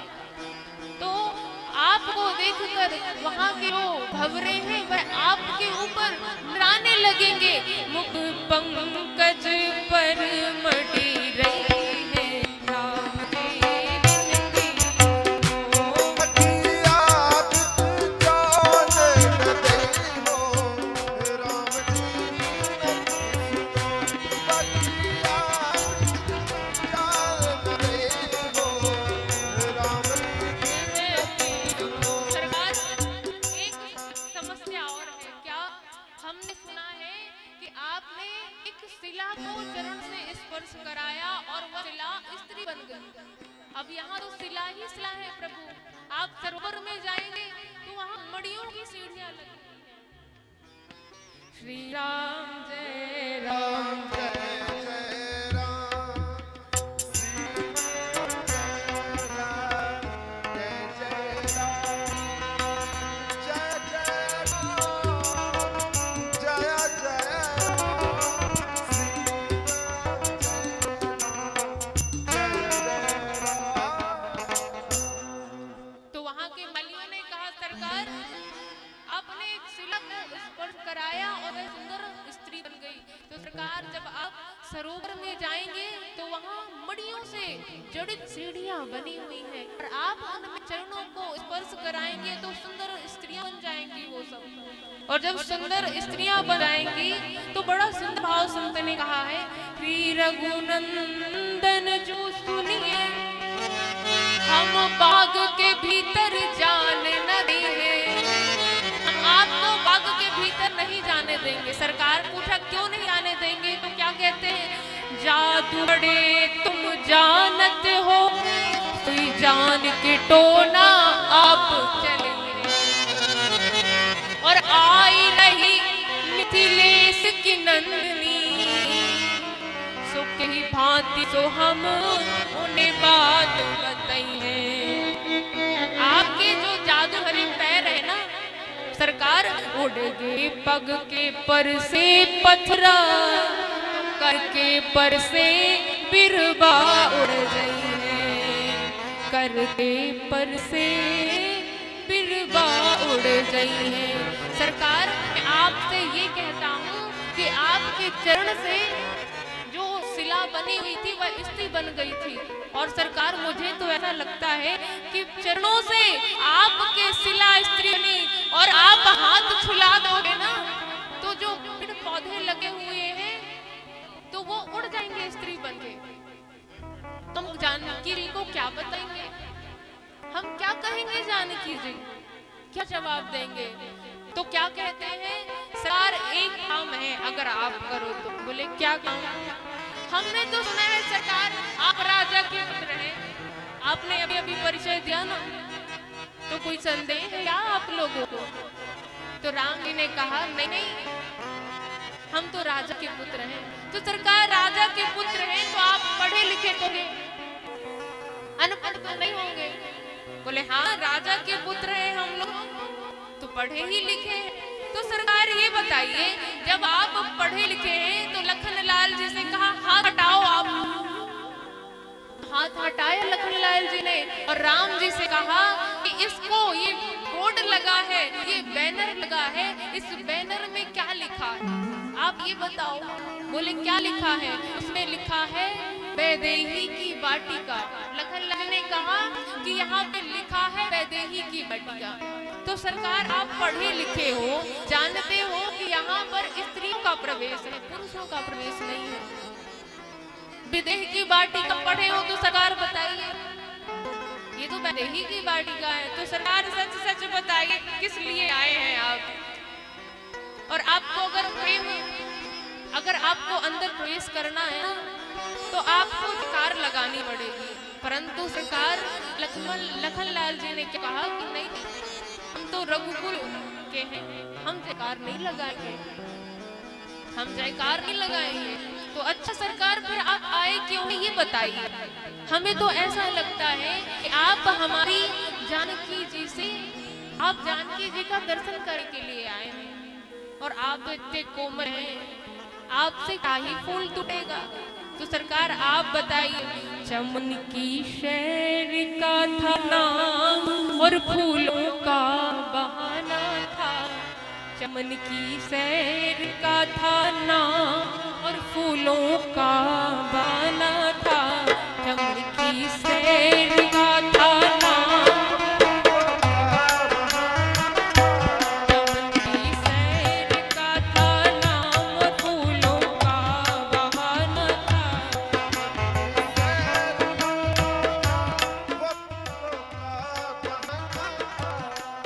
सरकार आप तो हमारी किशोरी जी का दर्शन करने आए, सही सही बताइएगा। किशोरी जी का दर्शन करने आए, हमारी लाडलू जी का दर्शन के लिए आप आए हैं। तो राम ने कहा नहीं नहीं नहीं हम दर्शन के लिए नहीं आए हैं, हमारे गुरुदेव ने आज्ञा दी है पुष्प दलने के लिए हम आए हैं। बोले तो आप जानते हैं सरकार हजारों वाटिका रमणीय है प्रभु इसी जनकपुर में, चारों वाटिकाएं हैं इस जनकपुर में। तो क्या सी को छोड़ कर सरकार सी बगिया में आना था। को छोड़ के सरकार सी बगिया में आना था। सभी को छोड़ कर सरकार सी बगिया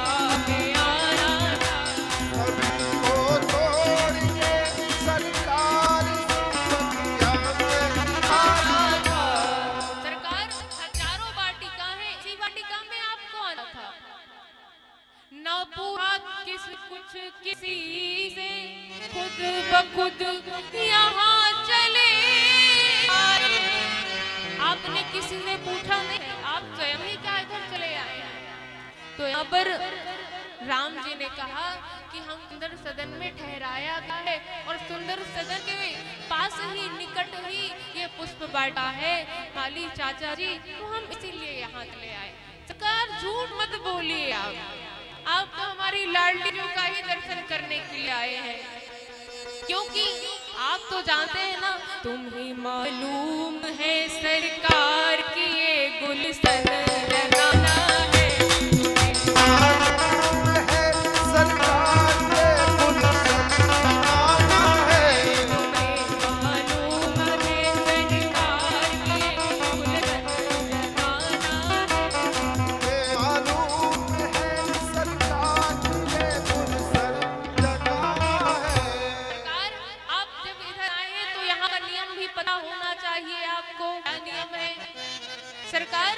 ये नियम है कि यहाँ पर स्त्रियों का प्रवेश है, पुरुषों का प्रवेश नहीं है। तो सरकार, आपने किसी से पूछा नहीं क्या? पूछना चाहिए था आपको, परंतु सरकार तब हालत गंभीर, सभी बातों को देखते हुए हमें तो ये लगता है कि आपको प्रवेश दे दिया जाए। अब लखनलाल जी प्रसन्न हो गए कि अब प्रवेश मिलेगा। मालियों ने कहा, भैया सुन तो लो पूरी बात, पहले से आप पहले पूरी बात सुन लो। यहाँ का मूल मंत्र क्या है? जब बोलोगे सिया जोगी जय,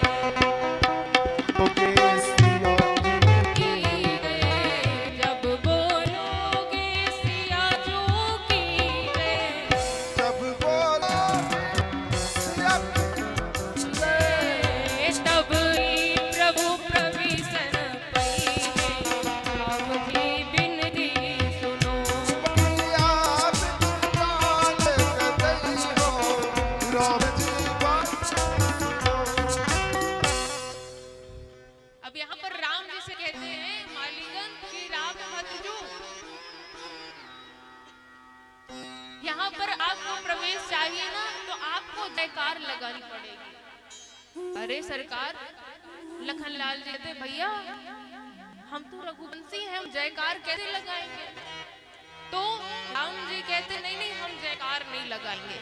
सरकार, तो फिर आपका जाना खारिज कर दिया है, आप अंदर नहीं जा सकते।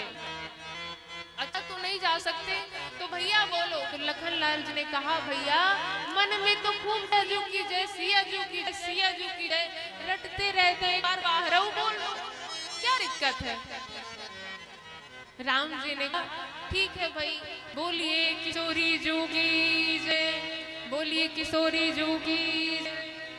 तो माली ने कहा, ऐसे जयकार नहीं आनी है भाई। लखनलाल जी ने कहा, तो कैसे लगानी? अब तुम सिखाओगे हमें कि कैसे जयकार लगानी है, अब तुम हमें सिखाओगे कि जयकार कैसे लगानी। तो लखनलाल जी अब क्रोधित हो गए और क्या कहते हैं, भैया मैंने कहा था ना, इनको मुंह मत लगाओ, इनको मुंह मत लगाओ। अब देखो ये आप बेतुकतान की बात करने लगे ना, तो भैया क्या कैसी जयकार लगानी? तो यहाँ पर मालिक कहते हैं कि विदेहराज नंदिनी जू की जय, विदेहराज नंदिनी जू की जय, अटल छत्र चंद्रमा सुनैनानंद वर्धनी की जय, सुनैनानंद वर्धनी की जय। राम जी ने कहा, नंदिनी की जय, नंदिनी की जय। माली ने कहा, बहुत ही गजब हो भैया, आप लोग कितने चतुर हो। लखनलाल जी ने कहा, क्या कैसे चतुर है, बता जरा हम कैसे चतुर हैं। बोले, बहुत चतुर हो भाई तुम लोग। बोले, क्यों चतुर है यह तो बताओ। भैया मैंने कहा था ना कि इनको मुंह मत लगाओ, बार बार कहा था, पर आपने इनको मुंह लगा लिया। अब सब तो अब मालीगण ने कहा कि ऐसे जयकार नहीं लगानी है आपकी तरह। हम जानते हैं कि आप नंदिनी को जू, नंदिनी की जय, नंदिनी की जय क्यों बोल रहे हैं। लखनलाल जी ने कहा, क्यों बोल रहे हैं बताओ जरा। तो लखनलाल से माली ने क्या कहा, हमको पता है बक्सर वाले बाबा आए हैं ना, जो उनका नाम है विश्वामित्र और उनकी गैया का नाम है नंदिनी। उनकी गैया का नाम है नंदिनी। तो आप सरकार, आप अपने आप को चतुर समझते हैं, अपनी गैया का नाम बोल रहे हैं, अपने गुरु जी की गैया का नाम बोल रहे हैं, नंदिनी की जू, नंदिनी की जू की जय। पर सरकार आप ये समझ लीजिए, आज आपको अपनी चतुरता, अपना अहंकार छोड़ना पड़ा, तब यहाँ पर भक्ति की वाटिका में आपको प्रवेश हुआ। तो यहाँ पे संकेत यह है कि जब देखिए भगवान को, परात्पर ब्रह्म को भी उस पद का, ब्रह्मत्व का अहंकार छोड़ना पड़ा, तब जाके भक्ति की वाटिका में प्रवेश हुआ। और अंततोगत श्री राघवेंद्र सरकार ने जयकार लगाई। और जयकार कैसे लगाई? और खिल गई रे हो, और खिल गई रे, खिल गई ले रघुबर की बड़ी, खिल गई रघुबर की रघुबर की बदीसा।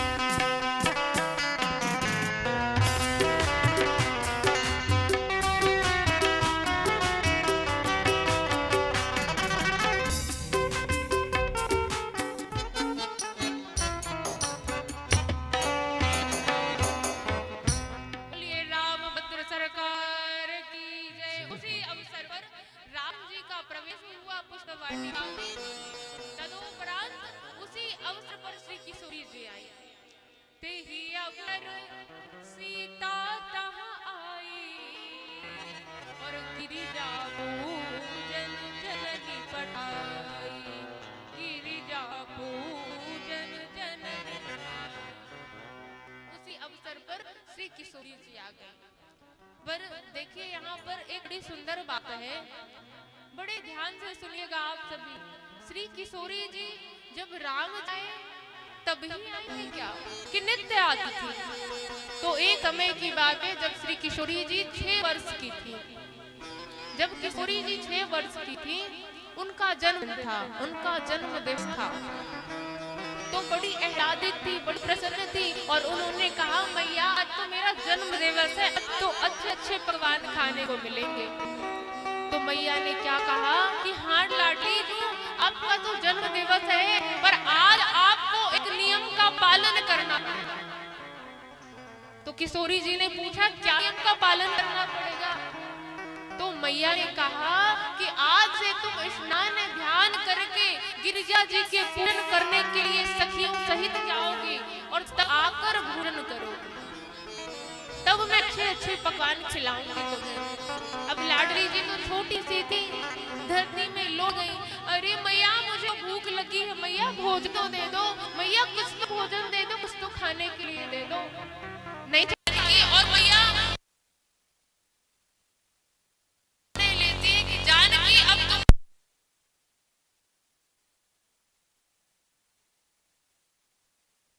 भोजन नहीं दूंगी। और श्री किशोरी जी अपनी सखियों सहित स्नान ध्यान करके गिरिजा जी के पूजन के लिए जाती हैं।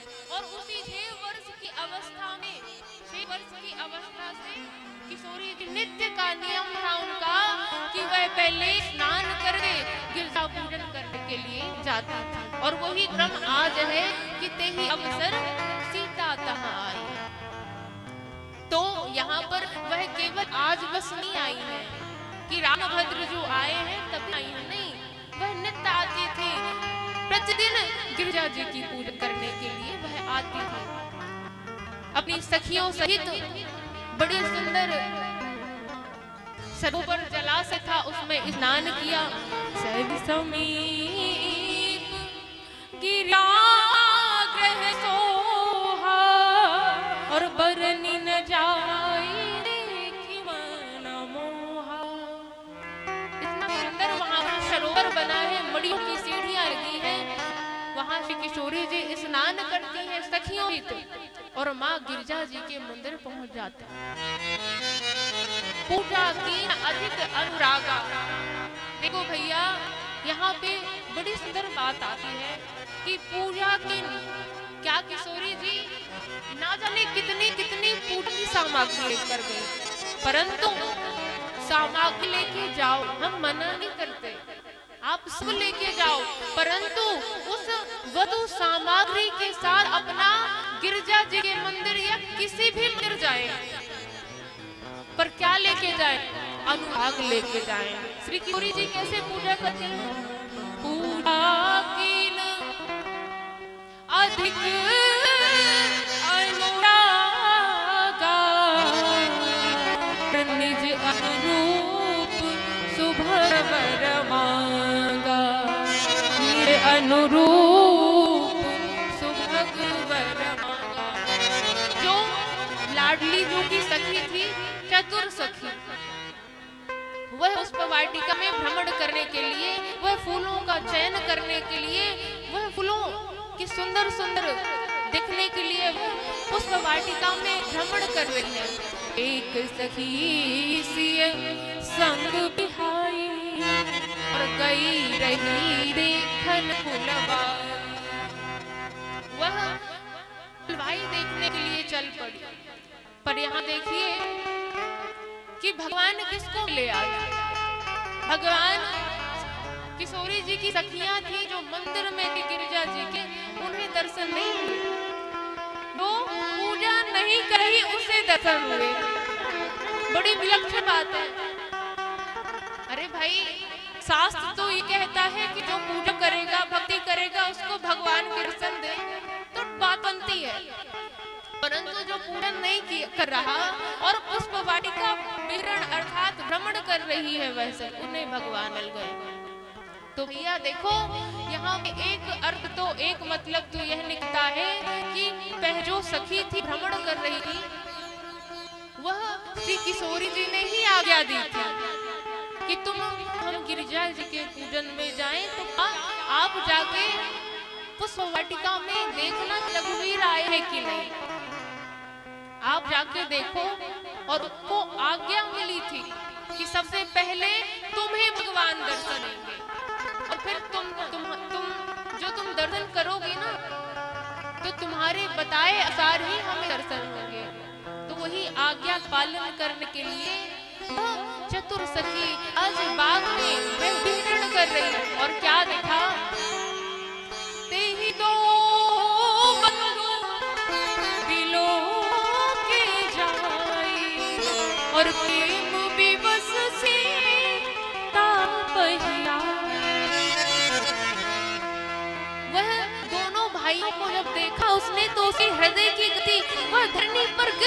आज और रोने लगी, कभी हंसने लगती है। और वह कहती है कि आपने तो मुझे आज ऐसा कर दिया, आप अपने जो आपने जादू टोना चलाया है आप उसको दूर कर लीजिए, क्योंकि मुझे संदेशा देना है अपनी लाडली जू को।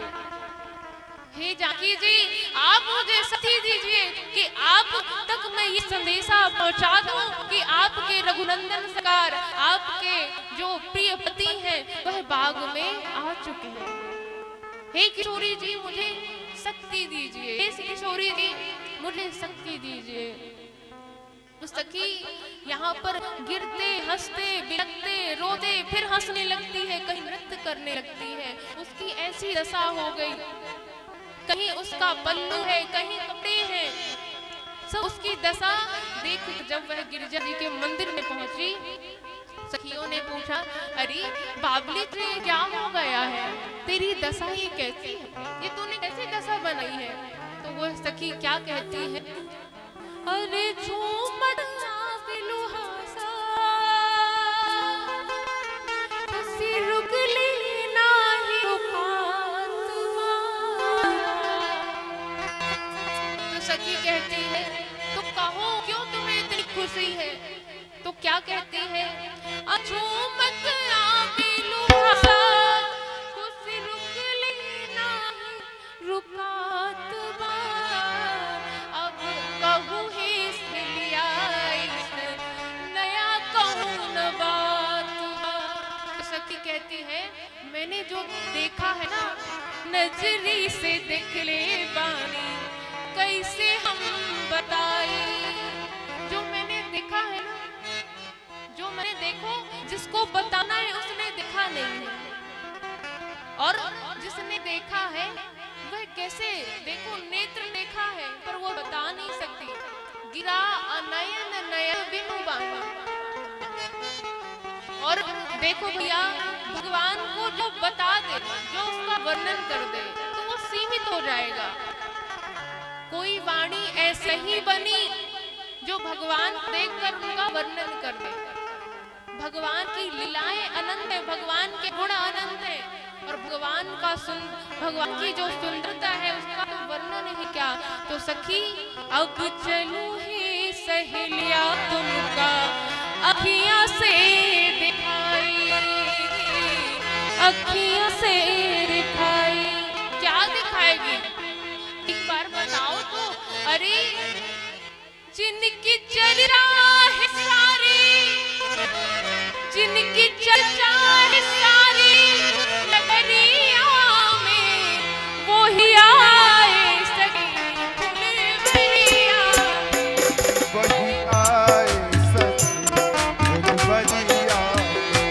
जैसे जादू, जैसे जादू की उनकी नगरिया में, वो ही आए सखी फुलवरिया।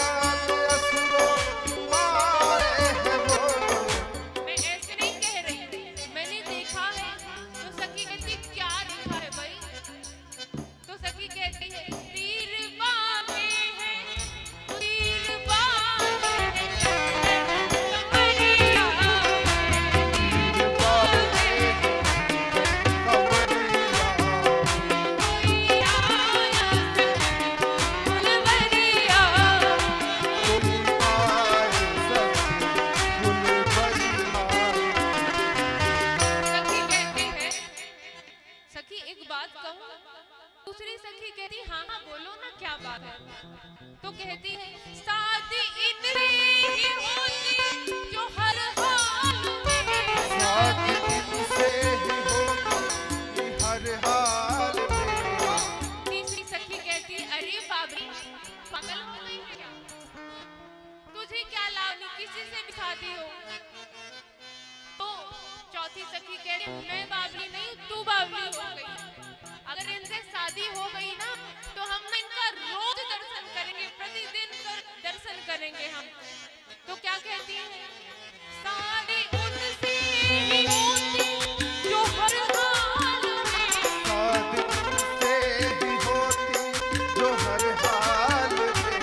आए करते हमेशा वो ससुराल में, आया करते हमेशा वो ससुराल में। न डूबे रहते उन्हें न डूबे रहते ओ मरिया में हो, न डूबे रहते न डूबे रहते लहरिया में।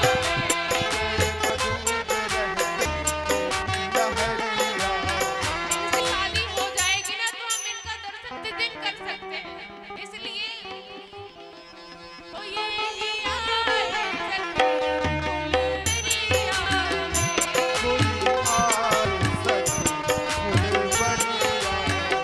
ही आया सखी फुलवरिया में।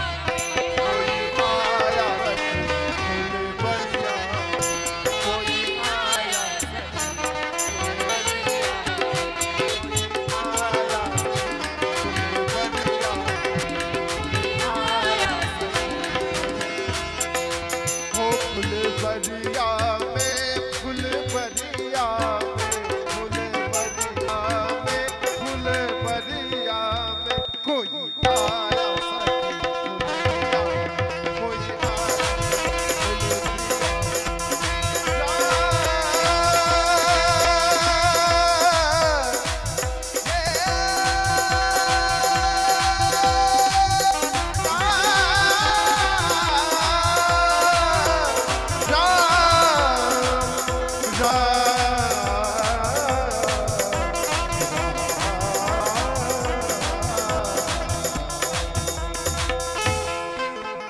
श्री किशोरी जी ने लता की ओर से रामभद्र जी को देखा और देखती रह गई। श्री किशोरी जी आज चकोर बन गई और राम जी चकोर बन गए, दोनों परस्पर एक दूसरे को देख रहे हैं। परंतु अब श्री किशोरी जी की दशा ऐसी हो गई कि नयन कह रहे हैं कि मुझे देखने दो, और हृदय कह रहा है नहीं नहीं इन्हें देखो बस मत, इन्हें हृदय में बसा लो। नैना मेरा को तो ही मोर तरसे, अरे ये राम मेरा को तो नैन बरसे। अगर ये मेरा हृदय में रहती हूँ तो नैनों से बरसात हो रही है कि भाई मुझे भी तो श्री राघव सरकार का दर्शन, तो मैं किसकी मानूं। अब श्री जानकी जी देख रही है और तुरंत जानकी जी गिरजा जी के मंदिर दौड़ी जा रही है। आज जानकी जी गौरी जी के मंदिर जा रही है और इधर क्या देखते राम जी, बड़ा सुंदर वर्णन है। क्या देखते हैं कि मोर का पंख गिरा हुआ है, मोर का पंख गिरा हुआ है। मोर पंख सिय मोहत नीके, मोर पंख सिर सोहत नीके, कुछ बीच बीच कुसुम कली के। राम जी ने देखा और लखन लाल जी भी ने देखा कि क्या मोर का पंख गिरा हुआ है। तो लखन लाल जी कहते हैं कि मोर के पंख से कि देखो तुमने संसार को अपना माना तो अनोगत्वा क्या हुआ, तुम्हारा संसार तुम्हारे साथ संसार था, परंतु जब तुम्हारी कंडीशन तुम्हारी स्थिति विपरीत आ गई तो तुमको सबने छोड़ दिया, सबने आज तुम्हें छोड़ दिया और तुम्हारी जो कंडीशन है, आज तुम ऐसे भूमि में पड़े हो। परंतु कोई बात नहीं, आज तुम्हें जगत ने छोड़ दिया, कोई बात नहीं, परंतु जिसे जगत छोड़ देता है उनके सहारे राम जी हैं और लखनलाल उस मोर पंख को उठाते हैं और भगवान के कुंचित केस राशि में सजा देते हैं। आज देखा, फिर क्या देखते हैं लखनलाल जी, जो अधखिली कलियां हैं उनमें उसकी बूंदें पड़ी हुई हैं, तो वो सोचे, क्या विचार करते हैं कि आज ये अधखिली कलियां मुझे यह बता रही हैं कि आज हम खिले होते तो हमारे विभाग्य खुले होते, पर हम आज अधखिल हैं तो आज हमें भगवान की सेवा का मौका नहीं मिलेगा। लखनलाल जी महाराज कहते हैं कलियों से, जिन्हें संसार छोड़ देता है ना, उनके हारे भगवान होते हैं, तो जो किसी के काम की नहीं होती वो भगवान हम की होती है। और उन कलियों को तोड़कर राम जी के सुंदर गुच्छ माला पहनाते हैं, सजा देते हैं राम जी को। महाराज श्री किशोरी जी गिरजा पूजन के लिए गई हैं, तो क्या मांगती हैं कि माँ आप तो मेरे सारे मनोरथ को जानती हैं, आप सब कुछ जानती हैं। हे गिरिराज कुमारी, जय जय जय गिरिराज कुमारी, जय जय जय गिरिराज किशोरी और जय महेश मुख चंद्र चकोरी। आपकी जय हो, आपकी जय हो, आप तो मेरे मनोरथों को जानती हैं। और ऐसी विनती प्रार्थना की है आज श्री किशोरी जी ने गिरिजा जी से, तो क्या हुआ, विनय प्रेम बस भई भवानी, विनय प्रेम बस भई भवानी, विनय प्रेम के बस हो गई आज भवानी। और क्या किया, खसी माल मूरत मुस्कानी, उनकी पूजा से, उनकी प्रार्थना से प्रसन्न हो गई आज। और जो माला श्री किशोरी गिरजा जी के मूर्ति में, विग्रह में पड़ी थी उनके गले में, वह आज खिसक कर श्री किशोरी जी के गले में आ गई और आशीर्वाद स्वरूप कहा कि नारद वचन सदा साचा, सोबरु मिलहि जाहि राजा, जाहि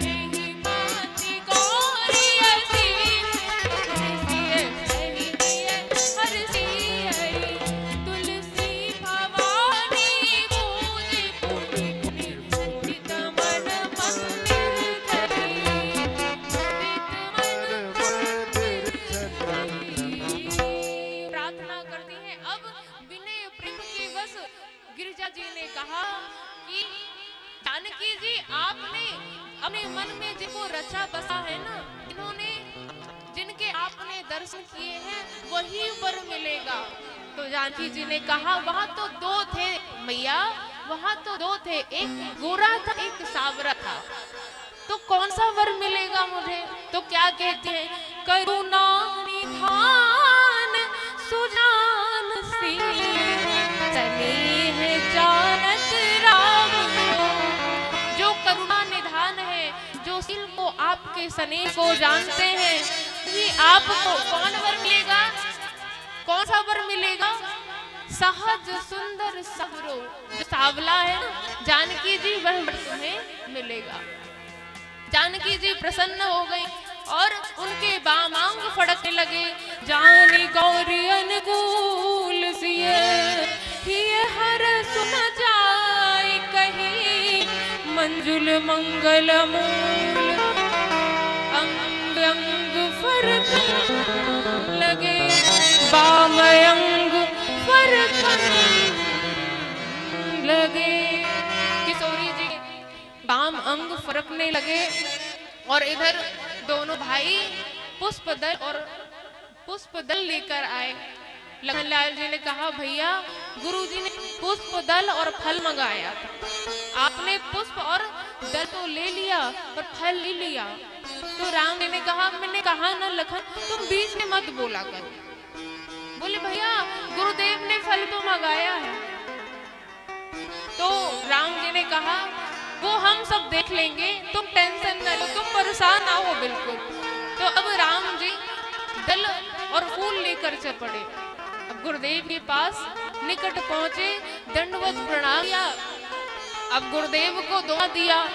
अब विश्वामित्र जी ने उलट पलट कर देखा, आंखें पूछी कि शायद मेरा वृद्धपन आ गया है तो मुझे कम तो नहीं दिख रहा है, और उसमें दल है फूल है, अरे फल कहाँ है, फल कहाँ है। तो लखनलाल जी फिर बोल गए कि मैंने तो गुरुदेव कहा था भैया से कि फल भी लेके चलो, मैं तो कितने बार कहा था कि फल भी लेके चलो, फल भी लेके चलो। अब राम जी ने कहा लखन मैंने कहा था ना कि तुम बार बार ना बोला करो भैया, फल फल फल फल लगे हो।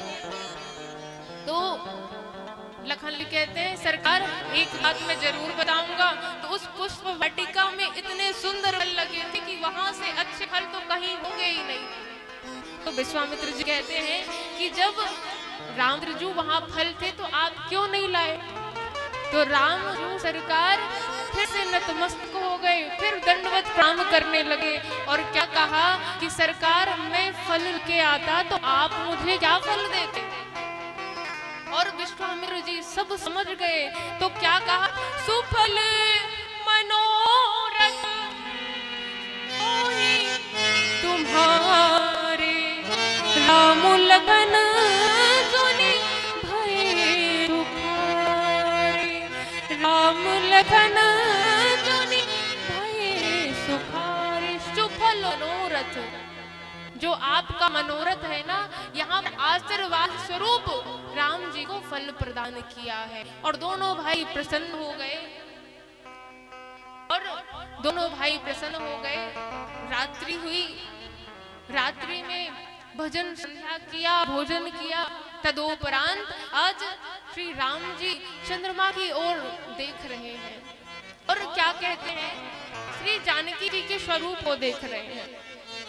परंतु यह विशेष चर्चाएं होंगी कल, वह आज नहीं हो पाएगा, कल ही करेंगे। और आप सभी को विशेष सूचना कि कल राम जी और किशोरी जी का विवाह है, आप विलंब मत कीजिएगा, समय से यहाँ पर आ जाइएगा। कल पुनः पर श्री किशोरी जी राम जी के संकीर्तन के साथ आपकी हमारी भेंट होगी। आइए दो नाम संकीर्तन फिर वाणी को विराम। श्री राम जय जय